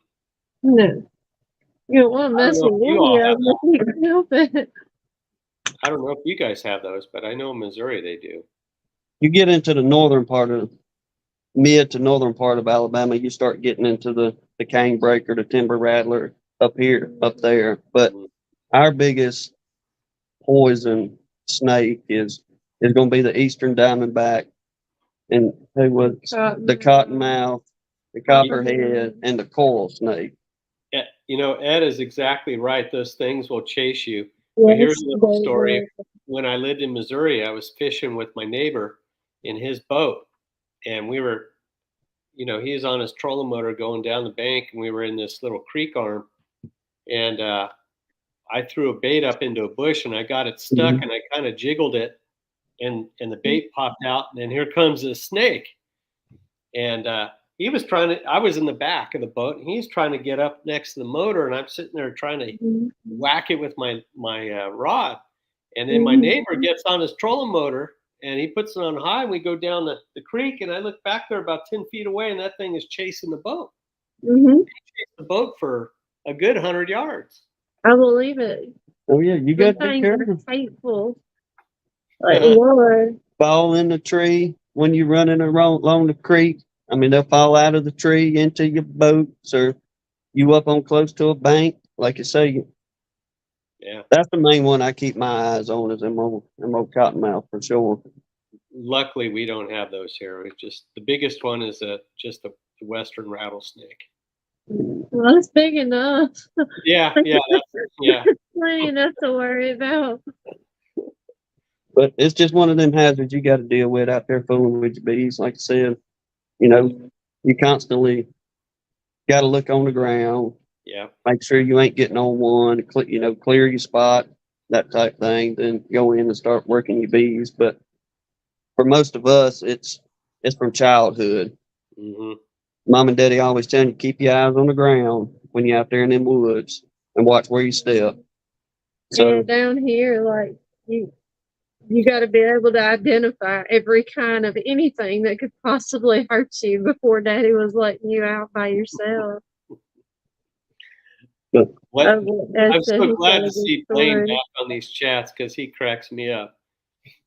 His comments are hilarious. Like, I have to catch myself from busting out laughing at some of them. Well, if you want, brother, we'll go ahead and open up chat. Yeah. Anybody's got questions for you and all that. But Ed just said I got a good story about a cottonmouth in a boat. Ed, if you got a minute, I understand if you're busy, but when we open it up, y'all, we talked to Ed a while ago, and the man had a catastrophe doing his honey. Let me take real quick before I get into that. I did want to, for the ones of you we talked about doing a honey tasting, doing a live. Everybody been wanting a date on that. Yeah, you can go ahead and do all that. We do have some guests lined out coming up for the next 2 Sundays coming up. We got some special guests as well. Keep in mind, and y'all, I think this is going to be really good for a lot of people, like we had mentioned in one of the last lives. We got Justin Ruger from Accessible Beekeeping coming in, and we're going to be talking about folks with disabilities being able to beekeep. And he goes around different conferences and shines a light on this. And we believe this is something that needs a light shined on. You know, granted, we, to a certain point, and I'll get into my story whenever Justin gets here and talks, but there are some things that people deal with that are debilitating. But at the same time, they enjoy beekeeping and getting out there and doing, you know, enjoying the bees just the same way as we do. So Justin's going to come on August 20th and talk with that. Then August 27th, the following Sunday, Mr. Ricky Rourke from Horizontal Bees is going to come in and do a follow-up with us on his side of the helping folks with disabilities and him building horizontal hives and allowing people to have a better experience in beekeeping and what he does on that.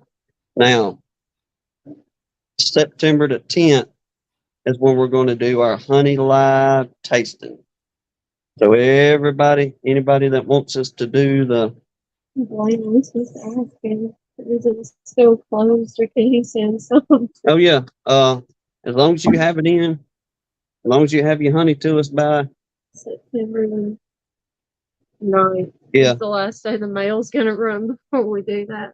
Yeah, September the 9th. That'd be the only way to get here. So if you can have your honey here by then, shoot us an email, gunlinebees@gmail, and Just know it's coming and we'll we'll get you an address to send it to and everything. Till the last. He said, "Oh, okay, I can wait till the 8th then." There you go, overnight it, Blaine. Yeah. But we did have some,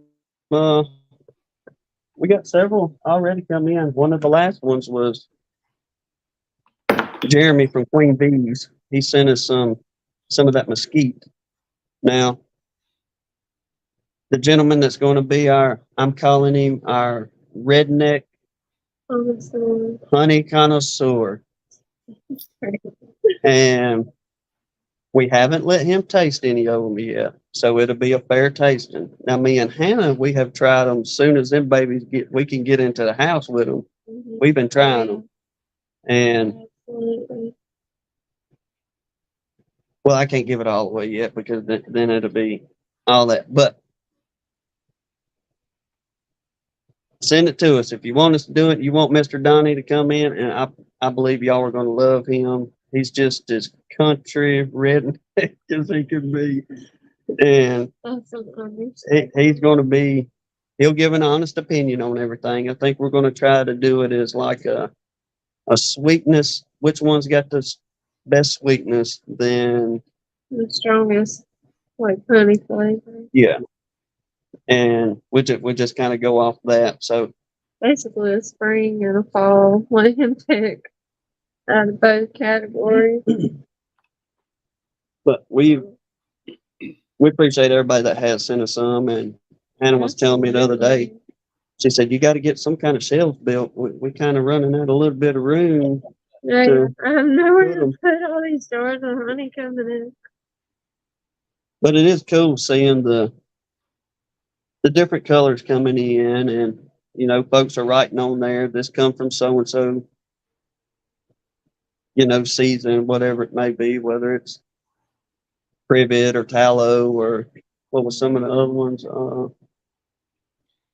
Mr. Dan, he sent black locust and tulip poplar, and then Hope, he Hope sent tulip poplar. And Mr. Dan sent. He sent Mr. Dan sent a wildflower. okay. And we got some. There's too many. I can't keep them all straight in my head. Ed come by and visited us earlier in the year. He brought some. And we're going to line everybody up on a honey tasting. So we're looking forward to it. Y'all come join us and Absolutely. we'll have a good time. And I just about bet you y'all going to have a good laugh with And y'all listening to crying Mr. by the time Mr. Donnie quits talking. Literally. It's good stuff, though. You got the deal. Yeah. Y'all come on in. Anybody wants to chit chat a little bit. But I don't know, Todd, we appreciate you. I'm not knocking you off. I just want to tell you, we appreciate you coming in and kind of giving us your story. It's been very interesting. Yeah, well, thank you for inviting me. I was very honored that you guys asked me to come on board and chit chat. So, yeah, I enjoy it. No, that they already got the competition going in the chat. Who's got the best honey? Oh, yeah. Yeah. What in the Mr. world? Dan said you can't beat him. Lane said, Yaupon? What is that? Yopon honey. Never heard of that. Yopon is that a tree or a bush? I think it's more like a bush, I believe. Correct me if I'm wrong, Blaine, but I think it's like a, I'm trying to think of what. Oh, mercy. It's down by the riverbanks a lot around here. I've never heard of that. That's a new one. You know, I wanted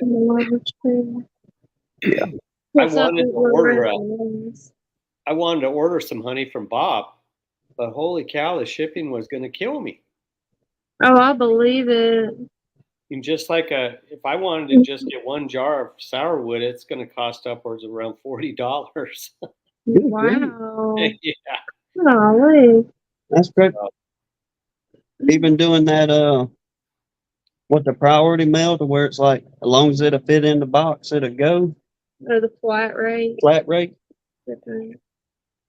I mean, he had a shipping thing on his website, and yeah, I was like, wow, I'm going to have to drive there one of these days. Although that would cost more money, I get it. But if I'm back there, I'll swing on by and grab a couple jars from them. Yeah. Because we don't have sourwood trees out here. That's that's just over there. I don't. Well, I'm trying to think. I don't know if I think we do, but they don't bloom down here. I think it's got to be a certain altitude for them things to really put off. I think it's just an Appalachia thing, But I'd like to try some of that. Keeping this competition, everybody in the chat's going on over here already about the competition. That's why we couldn't say, well, this one was the best or that one was the best. We've enjoyed what we got. We put it like that. I could pick a favorite though. Honestly, I mean, everybody's honey is really, really good. I guess what we could do maybe is whomever Mr. Donnie picks as honey is really, really good. Winners. I guess. Oh, we got back. Yeah, I just shut off YouTube. Okay.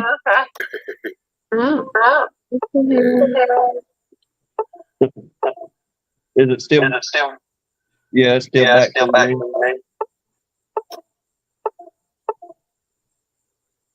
I turned the volume off. We shouldn't hear it. Testing. Yep. Still there. You hear any of it now? Testing. Still going. Yeah. Did you mute YouTube? Oh, He's muted on the StreamYard. mm-hmm. Yeah, I muted on the StreamYard to see if someone spoke to get feedback. How about now? Oh, still going. I shut YouTube off. We'll give it a second. Uh-oh. Ruh-roh, what? Still got an echo.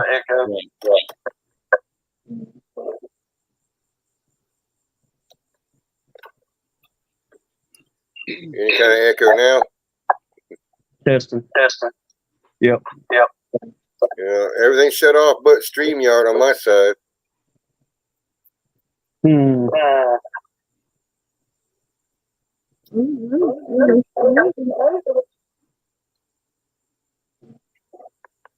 Let's sit there straighten up for a second, man.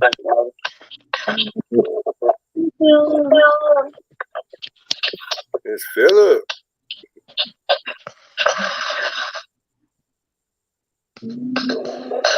I don't know, Ed. Can't hear you guys. Yeah, that. Maybe I'll leave and come back in.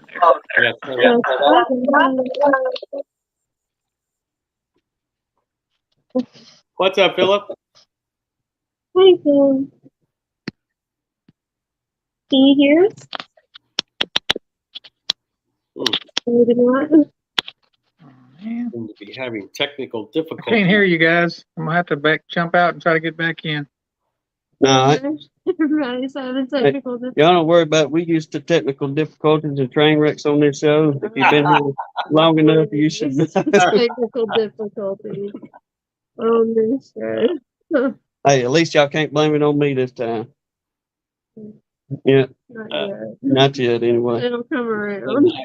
Show's not over. No, I don't guess what I'm saying. It'll come around. I hope Ed can get it worked out on his end because he had called earlier and we talked on the phone for a few minutes. I don't want to give a story away, but He went Mercy. through it today. Golly, he went through it today. we'll try again here.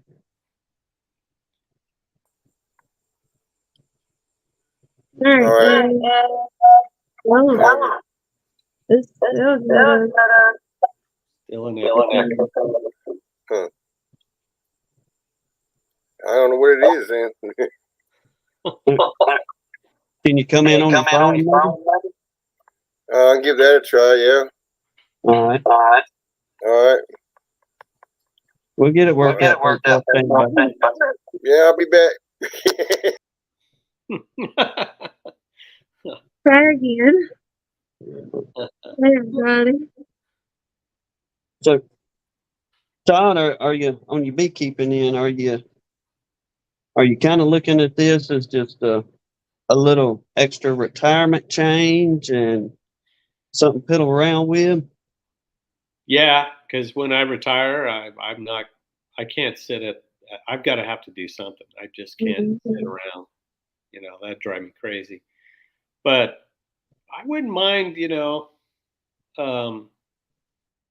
going 75% my side, and then 25 of, I don't know, a job somewhere that's not too much, just to keep things going, type thing, But actually, I wouldn't mind rolling over fully into beekeeping, but I just right now I don't know how I'm going to do that.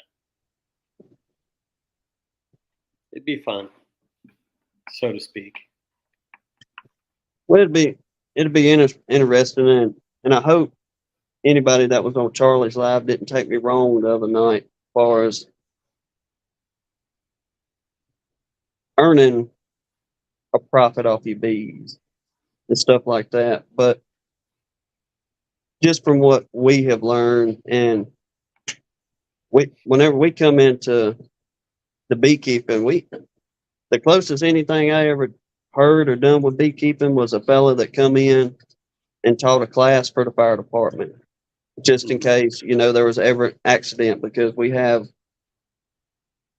the interstates running through here and several main U.S. highways that run through our area. And oftentimes up through the thoroughfares there, they're bringing bees up or going through for pollination.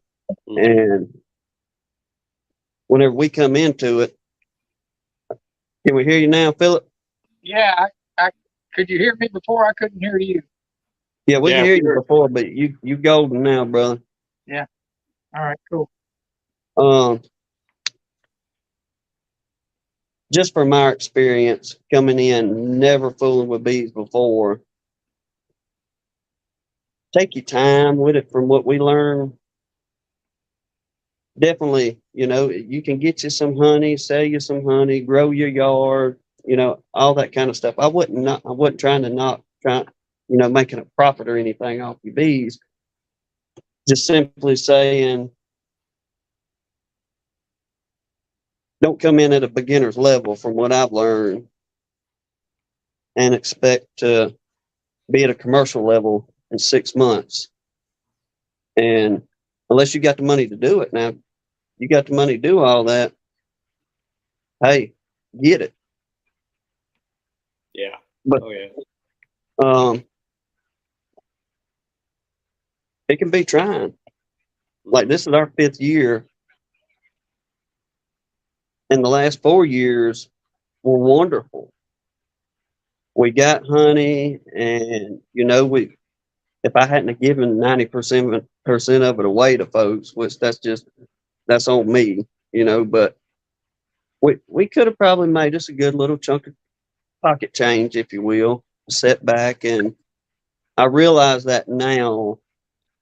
Yes, you need to do that so you can buy more boxes and buy more frames and have that little bit of extra to take and run on. But like I say, speaking on Ariana, I know I keep repeating that, but I just don't want anybody to take me wrong. I have just learned to take it slow, especially this year, because this year was just, if you looked at it, it was a terrible year for us. Mm-hmm. We pulled 7 frames of honey all year. That's what we got. And we got 31 pounds out of it, and that's enough to carry me and Hannah through until spring. But it went from getting comfortable, the bees are going to do, like talking to Mr. Mike Conley. I think he's in here, but we chat quite a bit back and forth. I was before, when spring come in, I was like, brother, get them foundations waxed up, because they're going to draw it out before you know it. You'll be surprised. And well, it didn't happen this year, and it turned into, if we was on any kind of, say, good sidelining level or on up in the commercial level, brother, there ain't no telling what kind of profit margin that we would have lost. But I had the expectations coming into the year of the past 4. Everything's going to be good. Everything's going to be great. And it went from that experience to a learning experience for me and her of, well, now we got to figure out how to maintain these hives and get them through not only a slack flow, but dealing with, our biggest deal is dealing with them blasted hive beetles down here, battling that and losing colonies off those ends. So, like I say, I hope anybody didn't take me wrong the other night on that chat. That's just what I was simply trying to say on that end. To add to that a little bit, Tim, and to everybody, I grow my business organically. So whatever honey profits I make, I turn around and buy equipment. I don't pay myself. Maybe someday I will. But I'm trying to get to a point where it's not taxing on me money-wise, and eventually get to a spot in the business where I can go, I can go on my own or go part-time, whatever I want. And knowing that, I don't have anything in this. It's all, just my blood, sweat, and tears from bees, and they help me along the way to get where I'm at. But I'm not looking at it right now to make a bundle of money. I'm in the building phase. I mean, it's out there to most definitely pay for equipment Mm-hmm. and all that to grow your yard if you want to turn it into a mom and pop business, or eventually, like Ian, Jose, and some of them other guys, Bob, Penny, those gentlemen. The opportunity is out there most definitely to do, but I just learned to, like, who was it saying in here? I think just take it slow. Yeah. It's about the best advice that I can give as far as a hobbyist or mom and pop beekeeper. Well, lost it again. I think getting into a rhythm is the most important thing. I touched on that earlier. Getting all the hives at around the same speed, so it's a lot easier on you. But if you get in a rhythm and whatever time of the year you're in, you know what you need to do. So that's a big part of it. Yeah, I agree. Hey, Todd, I had a question for you. Yes, sir. You mentioned when you were talking about your history that you sold all your equipment and moved to Missouri. How much equipment did you have when you did that? At that time I only had like 4 or 5 colonies. I think it was 4. So it wasn't a lot. It was just something that I had started with because we moved to Missouri in 2005, and I started this actually 2002 is when I got my bees.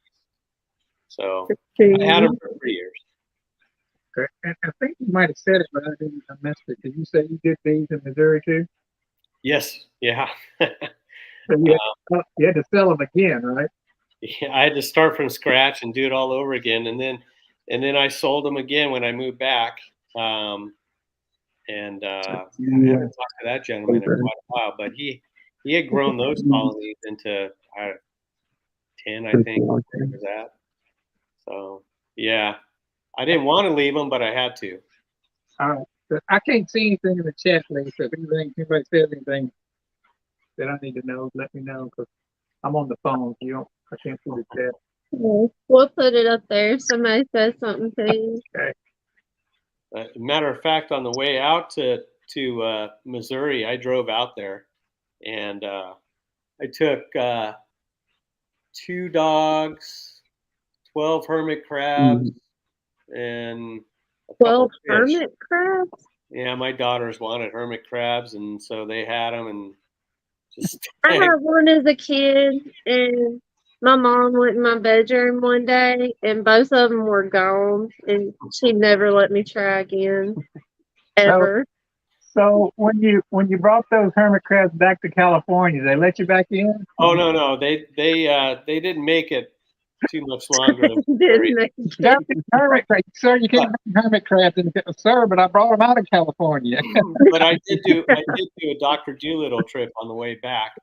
I had 3 German Shepherds, a Dachshund, that bird that I told Tim a story about this bird, and then a cat, and there was something else. But yeah, it was crazy. You had a fun ride, didn't you? So I'll tell you what, that bird, I told Tim, and I'll just say that bird squawked all the time. If I was on the phone here in the house, it would squawk. Every word it would match my word with the squawk. Well, we stayed in the first night from Missouri. We stayed in Amarillo, and then we went on to Flagstaff and stayed there that night. And that was me and my brother-in-law. And then we drove from Flagstaff back to Central California. On that 3rd day, the moment we drove out of Flagstaff, that bird wouldn't shut up. It squawked for 8 hours. it would 8 not, hours. it would not quit. And yeah, I'd have found me a vet with a sleeping pill somewhere. I almost left it out in the desert on the other side of the Colorado River, but I didn't. I Yeah, bet that was tempting. my dad used to say, when you're talking about a dog or a cat, he said, let's trim his whiskers right behind his ears. Yeah. That's I'm terrible. We got the winning honey from the Gunline contest. I still got to get around to sending it. Yeah, you got some time now. Give it to Lane whenever he sends it on the 7th or 8th, and y'all can send it Yeah. right then. Y'all want to see what I've been up to tonight while you guys are talking? What you got? If I can do it. Maybe we can just do it this way. Can you tell what's going on here? Tell what these are? You're waxing something, aren't you? Candles? Okay. Candles. Yeah, my first attempt. Oh, My first attempt at making candles. I've been watching videos on that, but I haven't been brave enough to try it yet. And I had to you probably don't drink, but I had to have a stiff drink just to make myself hard to think too. But poured it in I there. bet. Yeah, that's why I hadn't tried to tackle it yet. But now I'm sitting there wondering how long do I have to have them dry, because they've been drying for 45 minutes or so. Anybody out there made candles? Put in the I was chat. gonna, maybe Brian from Flower Street could give you some tips. I think he does stuff like that. I'm using Brian here. Look, Brian, you showed me this, the strainer and the paper towel to get that last little bit of junk out of my wax. So Mm-hmm. I'm following Brian's tips for sure on that. But yeah, Brian, tell us how long I need to leave these things. Then they still feel kind of warm in the. Lee says I removed mine after 20 to 30 minutes. Oh gosh, I'm scared of that. I'll try that. Here, we'll do it. Let me see if I can back you guys up. We'll do it live, and it's all. There you go. This will either be really embarrassing or really be good. Hey, it can't be that bad. Let's see what we got here. I'll try to make it big real quick. We'll All right. come on here over Ed's story. No pressure, Philip, okay? Okay. You're the only one on the screen for this. I don't know. It seems a little soft there, Lee. Look at Tim. He's pushing them buttons. You know, the good thing about it, Really? if I screw it up, I can just melt it and do it all over again. This is true. Trial and error. Yeah, this one definitely is too quick to come out in that, because I can You see. see what he made his name? Get Gunline honey contest winner. I just saw your name, Philip. Yeah. That's hilarious. I was wondering about that. That's awesome. Yeah, I can pick it out The too soon. man is confident. On the, it looks okay on those two sides, but on this side, I crushed it real bad. See there? Oh, smooth move. Hey, Philip, Well, did you that's a pay the good judges first already? run. That's your fault, Lee. Thanks a lot. Hey, Brian said you can put it in the freezer to make it harden quicker. Yeah, that's a good idea. It actually really cool though on this side. Let's see if I can get that. I know. I like the Isn't it? honeycomb look. That's pretty awesome. Yeah, they call this honeycomb, although it's just kind of a, I don't know exactly what you'd call it, but Like little indentation. What is that? Like just a silicone mold? it's just a silicone mold I got off of Amazon. Okay. It's a higher quality, it's thicker. These, let me get this one. I got like a bunch of them. They were cheap, but the thing is, I don't know if you could tell. See how thin the silicone is around it? Yeah. Not really round because it's in the packing. It got kind of smashed down. But I'm gonna do. Whoever said put them in the freezer, I'm gonna put them in the freezer for a few minutes, and then we'll open the other ones up. But Brian said put them in the freezer, but Blaine said you can pop them in the fridge. okay. Now And then this, Brian said use that one as a test candle to see how well it burns. yeah, exactly. This one, I have no idea how I get this out. It's got a little squirrel pattern. Yeah. Bottom comes off, but I guess I'm gonna have to almost like screw it out. That's what I was thinking. You might have to twist it. No way that it'll come straight up or straight down. So Definitely put that in the freezer for you. It looks like you're making that one explosive. shouldn't be too bad. It's just got vertical. It's just got vertical score lines on it. Yeah. All right. Blaine said fridge or freezer just depends on how impatient you are. Pretty impatient. Put it in the freezer. Now, what about this? What about this name? Did you That's already hilarious. pay the judges off for that or what? I'm gonna put some cash in with my submission. Man, look at that, my freezer. This is No a, bribes, y'all. look at that. Can you guys see that? It's like a winter wonderland in there. Look at the icicles hanging down. Good grief. You could tell. Hey, And Philip, here's your best tip yet. Your You- pro tip from Blaine, okay? hey, Get a wife who likes to make candles. you guys see this right here? This is my liberal kids. I Oh, don't support. Brian, I'm sorry. I don't support Ben and Jerry's and liberal bastards. So Yeah, it doesn't look like you support him. that's my kids. I'm raising of them, I guess. What is that? There's all kind of weird stuff in my freezer. We're gonna get rid of. That looks like a bottle of something there coated in ice. What would What that is that? vodka? Good grief. Yeah. What? It says "Good Day" on it. I have no idea what that is. Hmm. It's frozen, whatever it is. Well, the good news is I know I got to clean up my freezer. You don't open that. I was You going to don't say, open you that might very have often, do you? defrost that thing. Definitely. We're gonna worry about that till we get our candles done, Hannah. Sounds You good. didn't buy that Ben and Jerry's, but I don't see a problem taking it out of there, letting it warm up a little bit, and then taking care of it. Destroy the evidence. Yeah, Yeah. Sounds like a no plan. problem with that. Mm. The ice cream would be good right now. Yeah, that's what I'll do. I'm gonna eat it, and my kids are gonna go, who ate my Ben and Jerry's? And I was like, don't bring Oh, that they're going to be mad. to my house again. Yeah.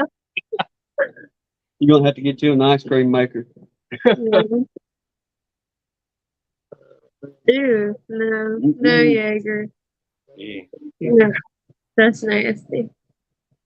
I guess Ed had a bad connection. Well, maybe he's back. Okay.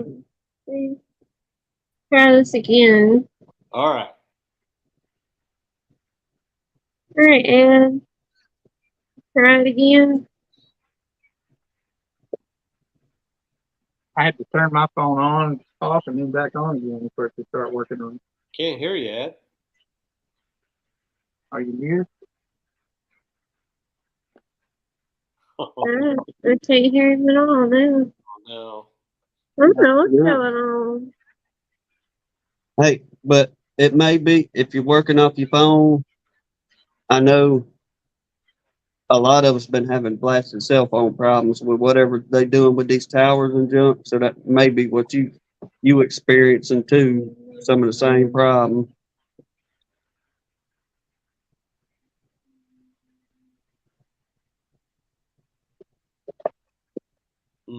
Jaeger's a sailor thing.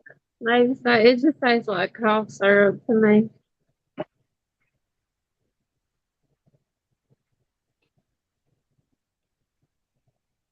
I don't know. There's a little.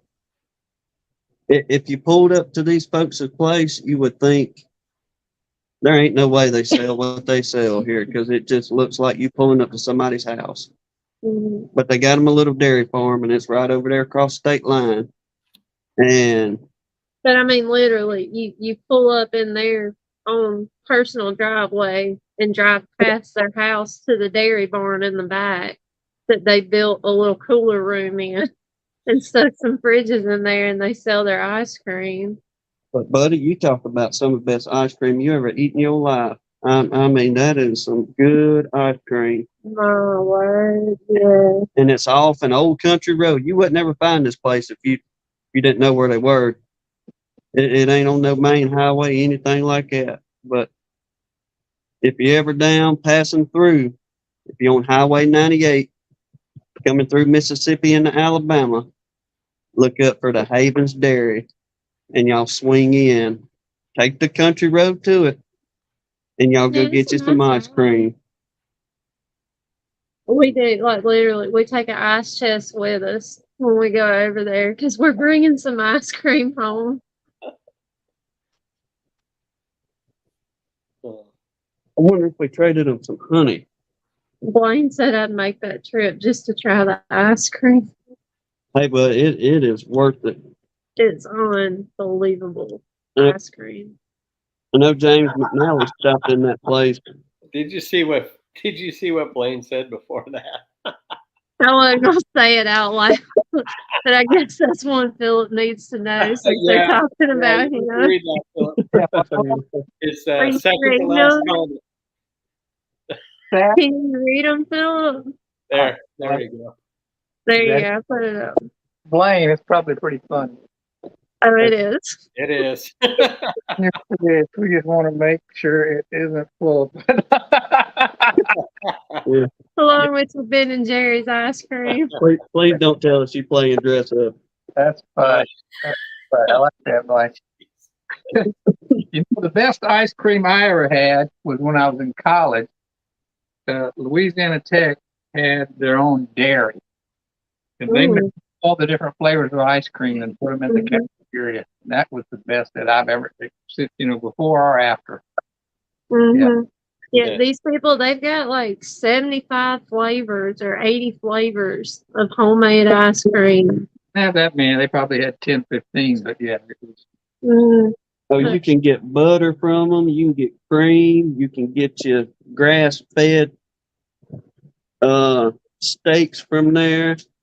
I'm talking about it. It don't get any better from coming right out the literally right out the yard out there. You can see the cows, and they got the beef cows off the one side, and they got their milking cows off the other, and they got them huge vats that they pull that milk in off of, and Bubba, I'm telling you, it is good.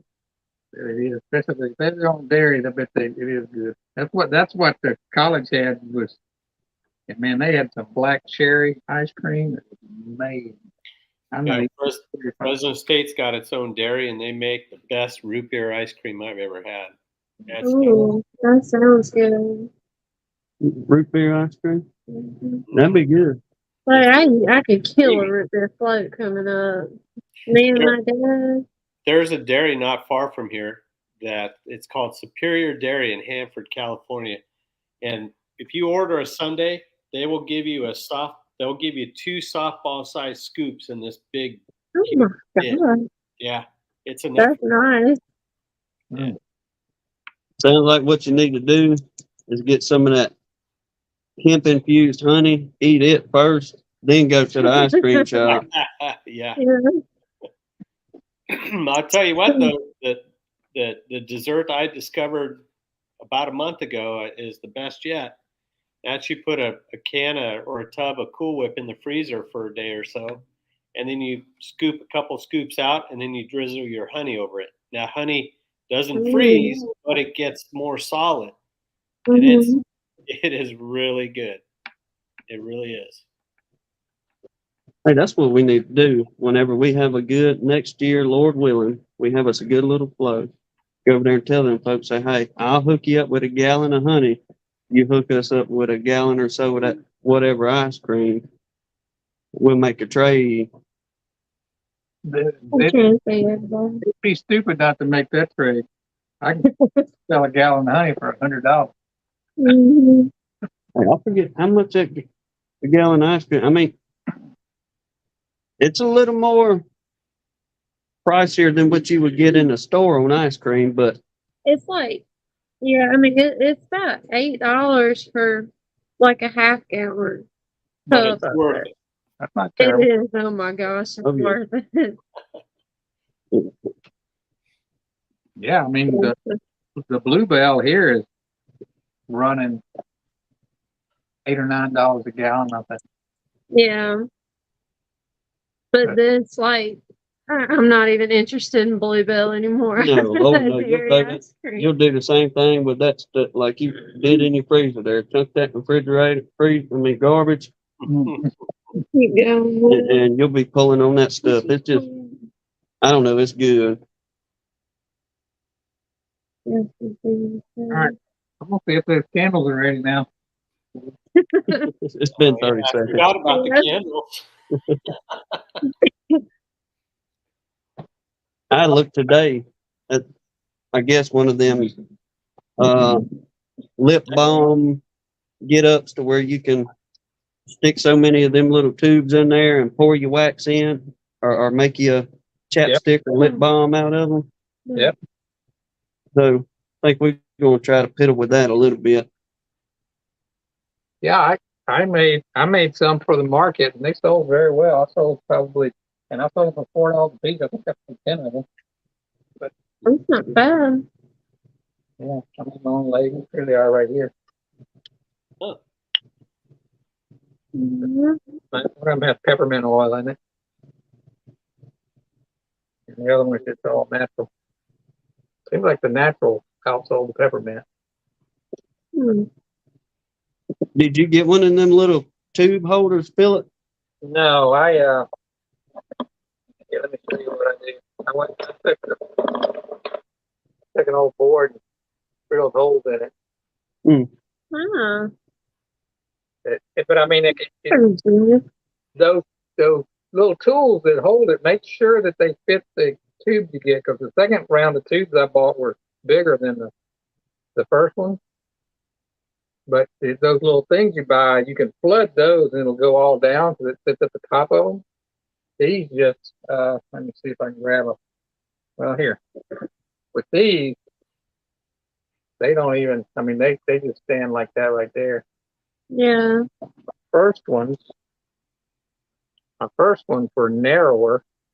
The labels on there, but see, first ones will go down in the hole like that. But Yeah. the second ones are a little bit bigger. I guess when you order that with the little thing where you pour it in there, that's a lot easier because you can just flood it and it'll go down in there for you. With these, you got to sit there and try to get it just right and end up spilling a little bit. And wipe. I keep some like rubbing alcohol on a rag so I can clean them off good so the labels will stick. Yeah. That waxy stuff gets on the outside, the labels won't stick. So, Oh, poor Ed. He's having Yeah, it's trouble. rebooting his phone. That's what I was saying. He's just having fits with it tonight. Well, I mean, I don't know if it's because they upgrading to this 5G stuff or what, but now this new phone that we got, what we running off now, It's been working better. yes, much better for us not doing the buffering, and so far we're at hour 2 and we haven't dropped out yet like the previous ones. So apparently upgrading on our end, it seems to be, I guess, the way to go. But man, these doggone cell phones are getting outrageous. your sound is a lot better and you're a lot louder than Yeah, it is. Sound is way better. Well, she come on out of there, huh? Yeah, that one did good. Of course, that's those are straight little flutes on that, so I wasn't too worried about that one. But What Bob said. I slap his hands and things happen, huh? I'm going to take the heat gun and melt the bottom and get it flattened out. Anna's the engineer. The program engineer. It didn't do too bad. It's not exactly round on the top. I don't know if you can tell. It's a little bit top long. Yeah. How much wax does that take? Do you know? Great question. I need to go grab my scale and weigh it. Because that's the thing. What about the twisty one? Did you try bringing it out yet? About to do that. That one's going Yeah. I'm going to wait a little bit longer. This one has a little warmth still to it. So I know that one's going to need to be really cold. I did some reading. The other kinds of wax you get shrink more than beeswax. So Mhm. beeswax is like the hardest things to get out of tendon molds because they don't. The beeswax doesn't shrink very Looks like a very large M80. much. Well, you got to leave your wicks long because you tie a little cute little label on the top. Mhm. Sell them. That's what I've been seeing online. People put a little label on there, and tie it off, makes it look. Brad says it looks like a third of a pound or so, that round one, that first one you. Yeah, let me go grab my little scale. We'll find out what it is. And We got the echo, any more echo? Testing. Yeah. Again? no, All right. it's still replaying. You're an echo. Yeah. Are you still hearing it? Yes, sir. And my phone ain't wanting to go on, so I guess I'm not gonna make it on tonight.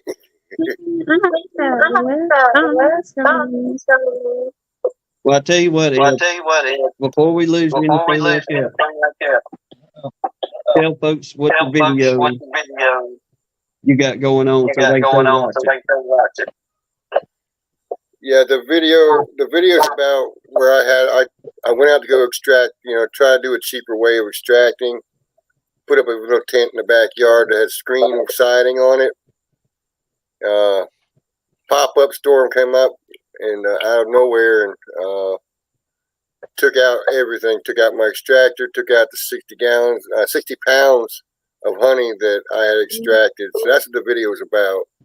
And the extractor doesn't work anymore either. I found out. So that's basically what it's about. Everything's about on that video. It's about 40-minute long video. Yeah, it was a bummer. All right, so I'll drop off this so we can quit the echoing on y'all. All right, bud. We'll holler at you. All right. All right. Bye. How much did that weigh, Philip? 2.6 on the 2.6 ounces on this one and 2.7 ounces on this little square one. Brad was almost right on the money. What did he say? A third of a pound? Yeah. That would be nothing. Oh no, I'm sorry. I was thinking. Yeah. I got my decimal points in the wrong places. You must be thinking. No, that's like an eighth of a pound. They're a little more than that. Blaine and Brian are going to get in trouble if their wives watch this chat. For real. Take care, Dan. We appreciate you coming in, bro. Yeah. I forgot they can hear everything I say now. Yeah, Brian said no chance.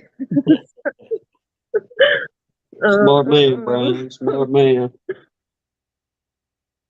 Yeah. Trying to chime in and tell me how much they need to charge for these things. I have no idea. He said, oh my gosh, Blaine, you're going to get in serious trouble. I don't give her the Wi-Fi password. You're digging a hole, buddy. You're digging a hole. That is funny. Their whole conversation's been hilarious in this chat. I'm trying to find where Brian He's not was kidding. saying what they sold them for. Brad said he got $7 he said on this one. Jasper. I know Nope. you're kidding, Blaine. It's just funny. What's it say? $7 to $8 even for small ones like this, Brian? I guess that's what I mean. Yeah, I was thinking around $5. What is 20 Canadian?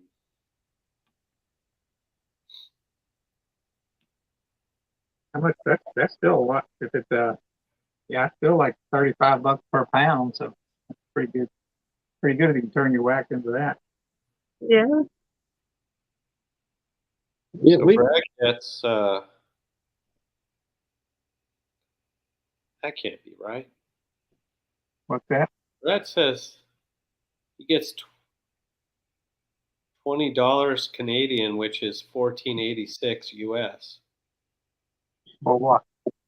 for per pound for his candles or wax, I guess. I don't know which. How about Brad Hogg? Yeah, yeah. Because Brad, I was almost going to drive Oh. up to Brad's place and buy wax because he sells a bunch of his wax to a candle maker for $5 a pound. I was like, man, break me out some of that. That's a huge block of it, but yeah, that's a good. Still have a lot in the freezer from last year. He did say in the video, not that's only this one person. He's not going to be I figure I could come up there and work a few days in his bee yard and get some cheap wax. Do what? I'm sorry. I was laughing at Brian's comment in the chat. You say I can't. There's so little of my. I'll be back. I'm going for a walk with my wife. She's going to talk to him about. Don't you ever talk about me like that on that. Probably so. it'll probably be a week or so before we see him on the chat or anything. She's gonna have He's him gonna black be and blue. grounded.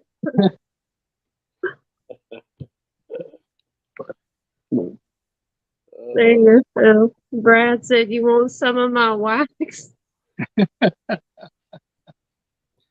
I do want some of your wax.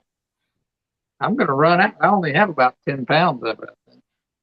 Oh, wow. We don't even have that. No, we probably got about, I guess 6 pounds. I probably put another good 1.5 pounds, 2 pounds in that redneck wax melter out there. Yeah, your wax melter looks a lot like my wax melter. Broken glass and all. Yeah. Well, I need to build one of those. I'm gonna get myself in trouble here. Well, this is how my wax comes out of that wax melter. It comes up pretty nice. I refilter it again to get the ants and stuff in it. Oh, yeah. Let me make you big a second. Yeah, this is. Of course, mine drips down into water. But Yeah. a little bit of trash in it. And then I use the Brian at Flower Street Farms method to do the final cleaning. Leave your phone on so we can track your license on location in case something happens. I wonder, though, how much. I wonder if you took the same amount of wax and put it in a crock pot and melted it down versus a solar melter. What the difference is? I wonder if it's a big difference because I know some of that wax hangs up in the paper or filter, whatever you use. Yeah, I do notice that, even melting, you get a pretty good buildup of wax, especially if you try to pour it through slowly because it kind of clogs. But with some good fire starters, but that makes a good smoker starter too. So maybe you could take these and put them back in water and pull that wax out and keep going, Yeah. So I tried to re-pour wax into this one, the first one, and it just filled. It was like a bowl that just filled up and started hardening. So, each time you pour, you got to put a new paper towel in there. Because I melt mine in a crock pot, and then I leave a lot of water in there. So when I pour it in the bucket, most of the sediment will fall down, and that wax will float on top of the water. But I still have to scrape the bottom out pretty good. Do you use it for anything finished, like a candle or? No, it just goes right back onto frames. Okay, because I'm not married, so I'm not making any candles or lip balms or anything like that right now. Well, I don't know how well they sell at market. I may be making a lot more, but I'll tell you what, though, it takes a lot more time than I expected it to. Yeah, Just getting the wax to the point to where you can use it. yeah.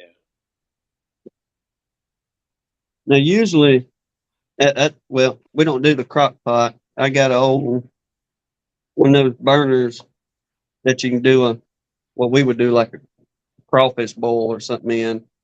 And It's a Dutch oven. yeah, God love her, my sister-in-law, when she first got married, somebody give her one of those ceramic cast iron. Ceramic coated or enamel cast Mhm. iron Dutch oven thing. Well, Yeah. she ruined it somehow. So it was no mystery how she killed that thing. So one day she was like, I asked her, I said, sister-in-law, I said, what you gonna do with that cook pot right there? It's just sitting outside. She said, I'm gonna throw it away. You can have it if you want it. So that's what I brought home, and I just throw it on that burner and do all of ours in there. Then I've been kind of watching the last couple of years people, doing the homemade wax, solar wax melter and all that. Well, whenever you put your post out the other day, fill up on your get up, that got me to thinking. I was like, well, I ain't got no plastic tub out here, but I got an aquarium, and I'll save things. And just like most men, I'll use it one day, you know. It's a good So idea. You're getting a lot of solar gain through that thing. Mm. it took me, I don't know. She asked me, I come out the house. Here's how I done it, y'all. So here's the behind the scenes on that. I come out the house. She was sitting on the porch, and I walked past her, and she's like, "What are you doing?" And I didn't say nothing for a second. And I walked on out, and I grabbed my piece of 1890s glass. That glass did come out of an 1890s home, and I've been holding on to it because I was going to use it one day. Well, I grabbed the aquarium, and she asked me, she's a second time, "What are you doing?" And I said, well, my only words to her were, my daddy was a fiberglass maker, not a glass maker. Mm-hmm. And I just I left just it at walked that. away. I was like, I don't even want to know where this is going. I really don't. Then when she come back inside, she had went into the bedroom, and I knew she had a stash of them aluminum pans, disposable aluminum cook pans. This is where you're. This is where you're walking on thin ice when you're going to look for kitchen instruments. I know when he comes and starts a conversation with "I love you," it's like, what did you do? Instantly, what did you do? I word in the hands, like, oh man. Yeah, I am. Well, I did go confess myself. I said, look, I said, I got a couple of your cook pots. And she looked at me, she's like, Out which of my one? kitchen. Good once. It's like, no, try again. Let's start this conversation over. It wasn't like using the mixer PC on that one. I knew I wasn't getting too much trouble getting one of them, but I was like, let me just see if I can go throw something together real quick and just slap that puppy together and come home the next day. And buddy, there was pretty golden wax coming out of that thing. And I was like, well, hey, it He's worked. dragging me out there. Come see, come see. I didn't steal your stuff for nothing this time. Yeah. Proving his point. To melt this, I went to the dollar store and bought me some little, Little meatloaf one. the little tiny, the smallest ones I could find. Yeah. Yep, that's what I want to. That's the only thing I wish I'd have had. I think I was talking to Keith, or it may have been Keith that commented on that video. I wish I had the little meatloaf pan to make that block, but hey, we'll make it work either way. It'll melt down. If I was you, if I was doing one like that, or when I do one like that, I'm probably going to get that little mud pan, that little stainless steel mud pan. It's cheap, but it'll last forever. Yeah. I had somebody was asking me about how I melted my wax, and I told him, I said, well, I use a double boiler, and I'm like, oh no, that's like $800. Well, they thought I was talking about one of those jacketed things, with the in the walls. I'm like, no, you don't understand. My double boiler is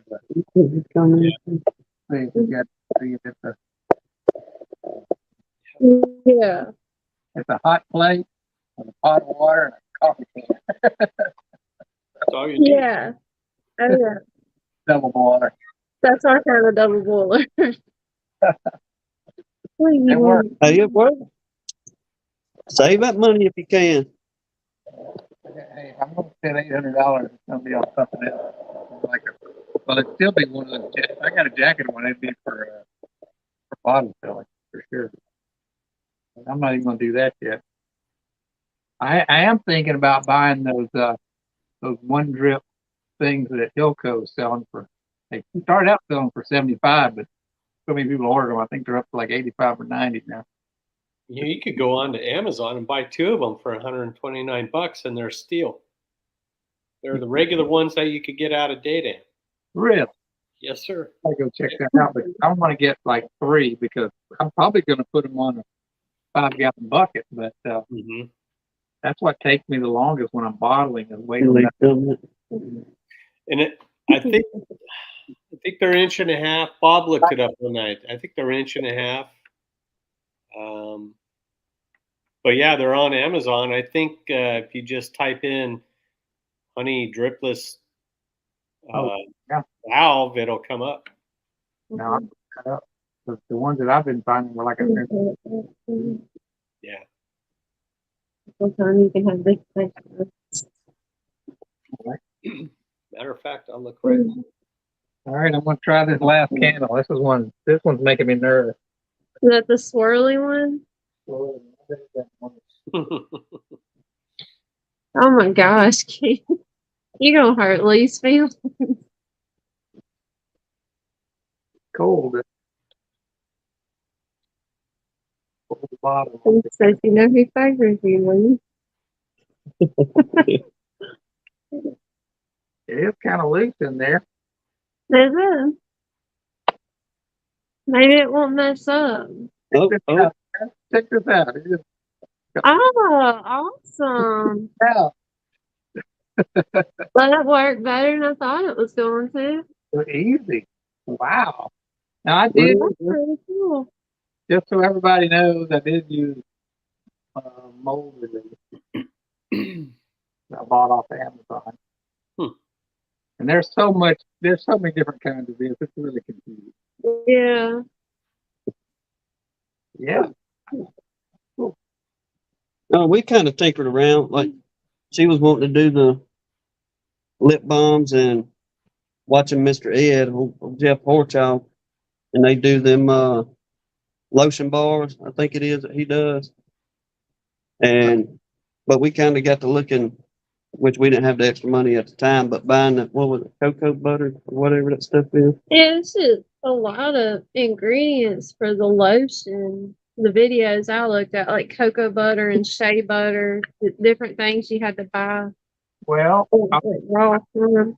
I'll tell you what, Hannah, I bought for this stuff right here. Mm-hmm. It's got, don't know if you see that, coconut oil, beeswax. Mm-hmm. Get it in there close. And Other way. There you go. yeah, coconut oil, beeswax, and vitamin E. That's it. Yeah. 3 ingredients. And then the That's other one has the same thing, except it has some peppermint essential oil. yeah. You know, whatever. Yeah, it is. Mm. No, it's not. You know, you can put as much stuff in there as you want, but Yeah. if I do some creams, I will put some shea butter in there. Yeah, that's what it was more for the lotion. Like I wanted to do some hand lotion. Yeah. Kind of thing. And that's what every recipe I could find called for shea butter in it. Right. And that Right. was a little bit more expensive Yeah. buying that. Because it was a lot cheaper to buy like a couple pounds of it than a couple ounces of it or whatever. But Right. I don't know. I just never got around to doing it. But that's easy. That's really easy. Candles is probably not hard either once you get used to it. Yeah. But I found some. Now this little guy here, which I just kind of fell in love with that shape and that pattern. It was, it was like $12 for this thing, which is a high quality, really thick mold. Yeah. Then I found some deals, and let me show you what I got in And it's on Amazon. But I found some things that were packages. And as a matter of fact, one of the packages, I didn't even realize it, but it came with all the wick and stuff too. Oh, The,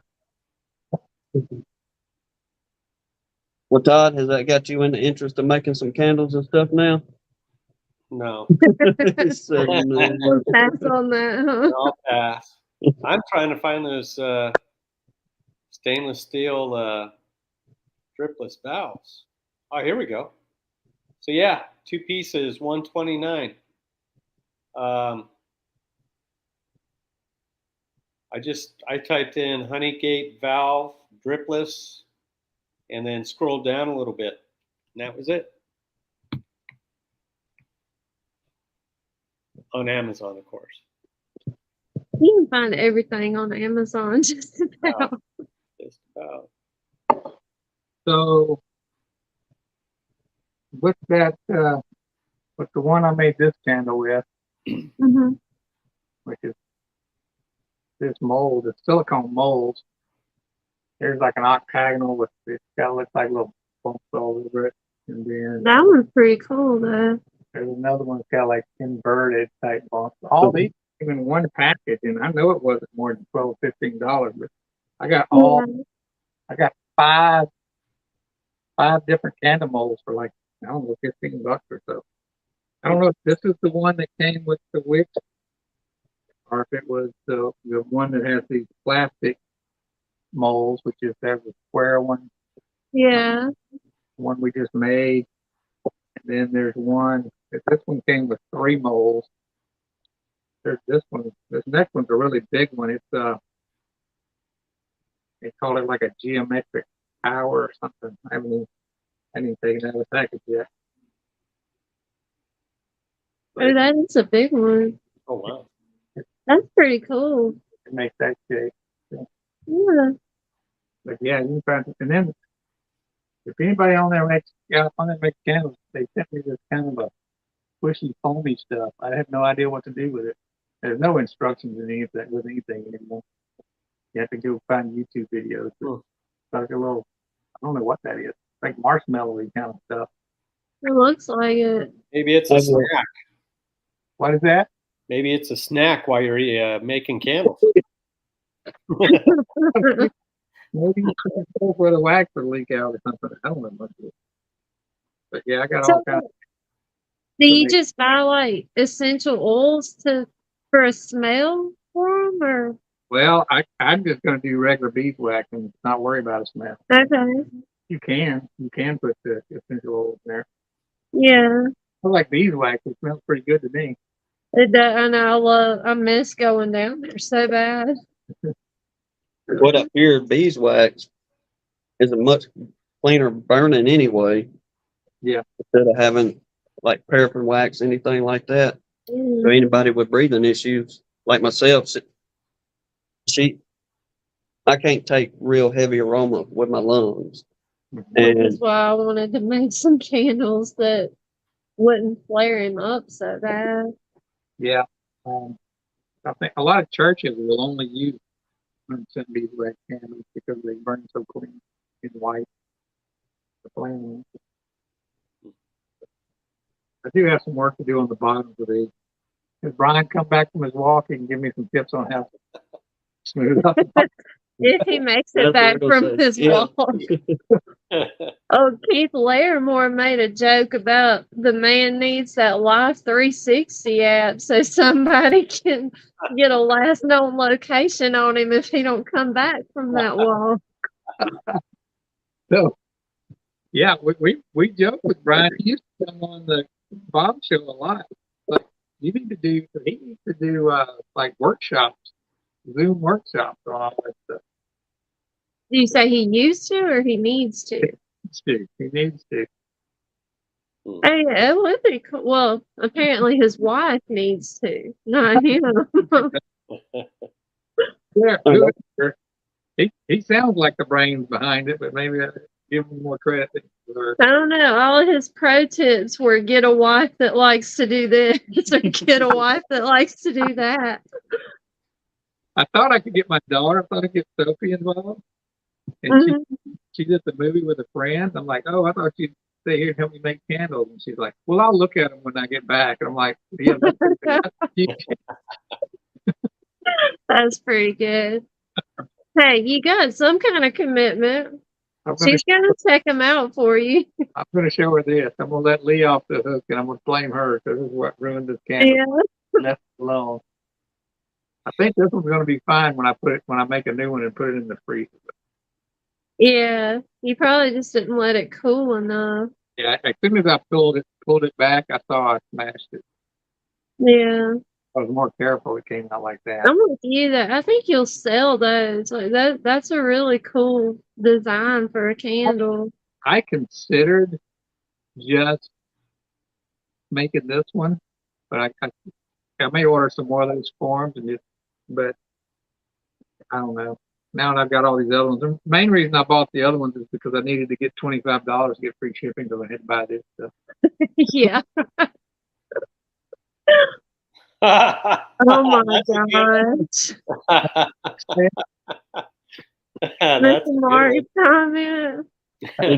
Mark Miller said, talk about being in the doghouse. I probably hold the record for the longest time when I shot a hole in the living room floor with a 12-gauge shotgun. Yeah, you got Tim beat for sure on that one. He must My have girl did that, but not my husband. he must not have a slab on grade house. Oh my gosh. Yeah, I bet that was an interesting thing. when we did that. Oh my gosh. Well, that had to be a fun conversation. Oh yeah. Oh yeah. I'd love to have been a fly on the wall for that. And well, all he had to say was the roach is dead. Right, just that. Got him. That would be when I hit the roof. You did that for a roach. You Do go. what? Don't worry, baby. I'll fix that. I'll get it fixed. You know? Yeah. Hey, it happens. Especially around here, though. The guy from the feed store not long ago. Well, he was laughing his butt off telling us. I mean, he's like, I guess he's probably between me and you in age.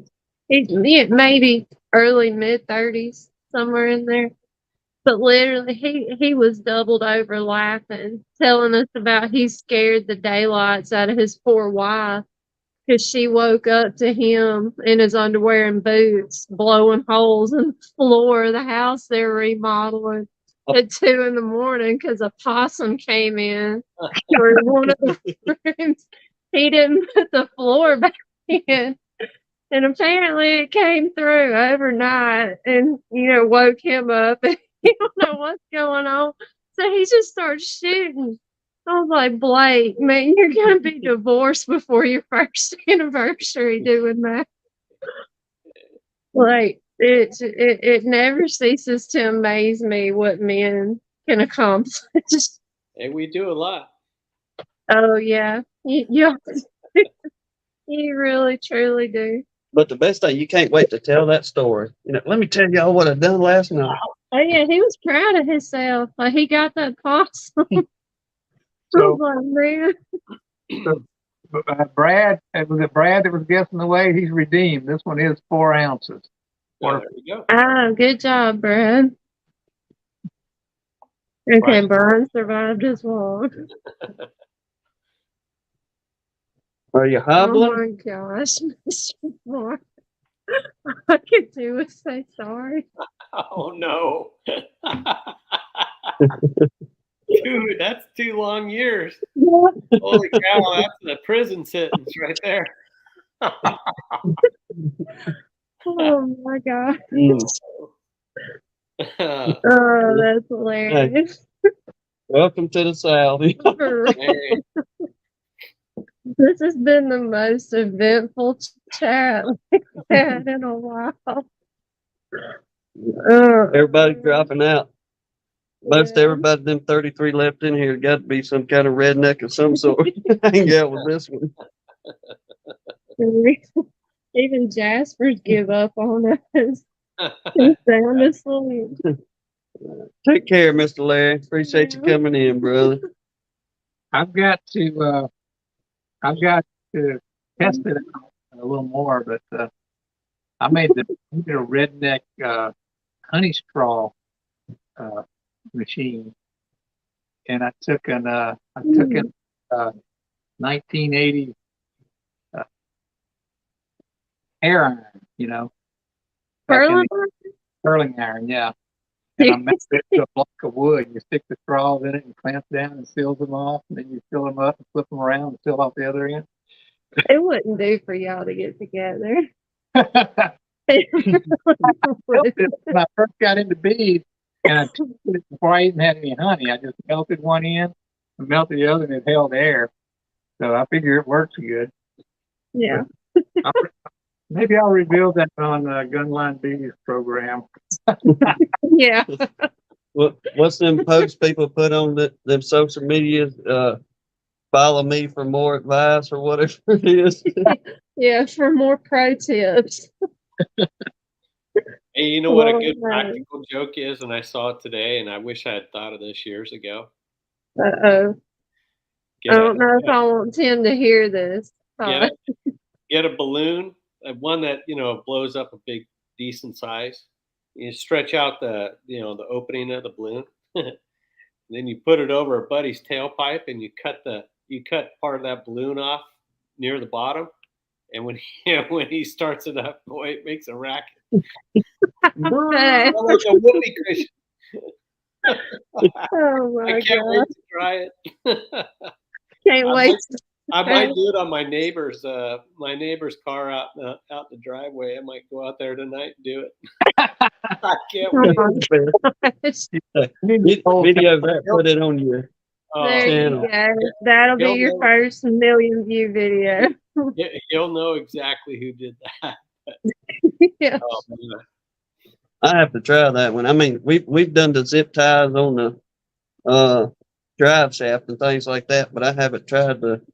Not the balloon. I know the perfect one to do that one too as well. I don't. You got to do it on something like not a V8, but 4-cylinder car. Yeah. I think a V8 will just tear that balloon. Blow it off. Plus, the pipe is a lot bigger too. Yeah, that's Can't wait fair. to try. I got a buddy, my buddy Lance. We go over to his place and do a little bit. He's got about 4 or 5 hives at his house, but he owns a junk business, junk cars, and he's constantly out there with that big old, I don't even know what you call it. It's a big old tractor with forklifts on it. It ain't something that you see just running around in the yard. This baby moves cars and stuff.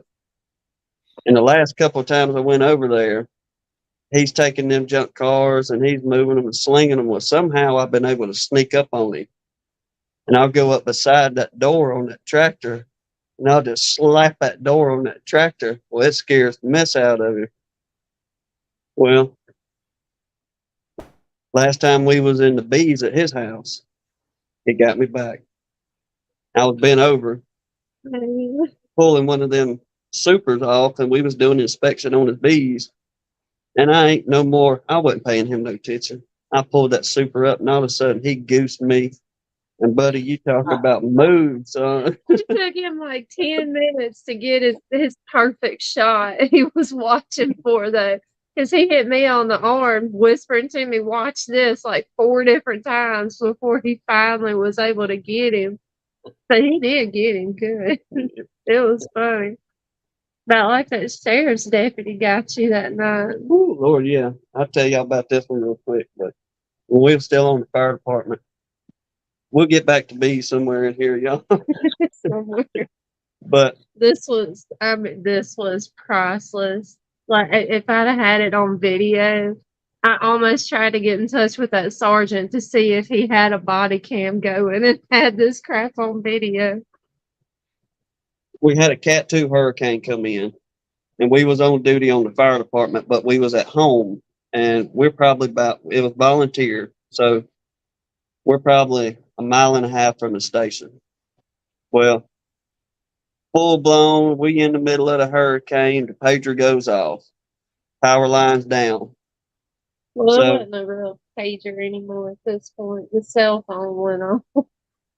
So we head to the fire station, jump in the fire truck real quick, and where the power lines were across the highway right there was about, I don't know, a couple hundred yards from the fire station. So I don't know why, but just out of habit, I pulled that fire truck up and I blocked both lanes of the highway. Ain't nobody coming out in a Cat 2 except for the deputies and us, you know. So I get out the truck and I see the power lines laid across the highway right there. Well, everybody knows don't go to fooling with no down lines. Well, I walked the road and I looked and I seen one end of that line, it was burnt completely in two. Well, I walked to the other side of the highway and that end had been broken off because a big old tree fell. Well, I knew in my mind that there was no power going to this line. So I bebopped to the fire truck and I grabbed what they call a pipe pole. And I was going to get the line just for safety's sake. I wasn't going to grab it barehanded, but I got that pipe pole and I was just about to reach over with that pole and grab that line and just pull it out the highway. Well, That's great. that deputy done the same thing as Lance. He tapped did her. me. Watch this. No, he asked me, like, whispered, pulled me over and whispered, will he kill me if I do this to him? I was like, shit, no, he won't kill you. Get after it. And by all means, this man pranks people every day of his life. It's about time somebody got him. So, yeah. Y'all ain't no more set that pipe pole down there and got contact with that line, and that deputy come up behind me with that taser. He crashed that taser. I mean, right up against him. Wow. I was falling over laughing before he even did it. I don't know how I didn't give it away, but Oh, seeing him, I promise y'all, he jumped 5 feet in the air when that taser went off. Yeah, he got me on that. He did get Oh, me on it was that. hilarious. God, it was so funny. That was the best anybody's gotten him in forever. that's good. It was that made it worse going out and getting soaking wet in that storm all night long. Like that was the highlight of my night. Watching that deputy get you that bad. Funny. It was great. Well, y'all, I guess it's almost 10 o'clock our time. Yeah. We It can is, start going for a new record. yeah, not enough 6.5 hours. Again, Todd, thank you very much, brother, Yeah. coming on and sharing your experience and everything. Philip enjoyed the chit chatting and laughing and everything this evening. Everybody, Blaine, Brian, Full chat, yeah. Uh, Mr. Well, I'm Mark. glad Blaine's not working anymore because he adds a level to these things. There's our final view of what Philip thinks is That's the the winning. winning honey, huh? Nobody else needs to bother entering. Yeah, all right. he's gonna claim the title, y'all. He even put it on his name tonight. I didn't see. I can't read the little bitty letters. I didn't see that until he made your the solo layout Well, and it made your name show up real big. when I was logging in, I saw this, and I was like, what is that? And I was like, oh, okay. I Yeah. can use that. I can use that. Yeah, That's funny. Yeah. But all right, y'all. God bless you, everyone. Lord willing, we'll see y'all on the next yeah, one. if y'all actually stuck it everyone. out for tomorrow. Good Have night. a good night. Bye bye, Good everybody. night, y'all.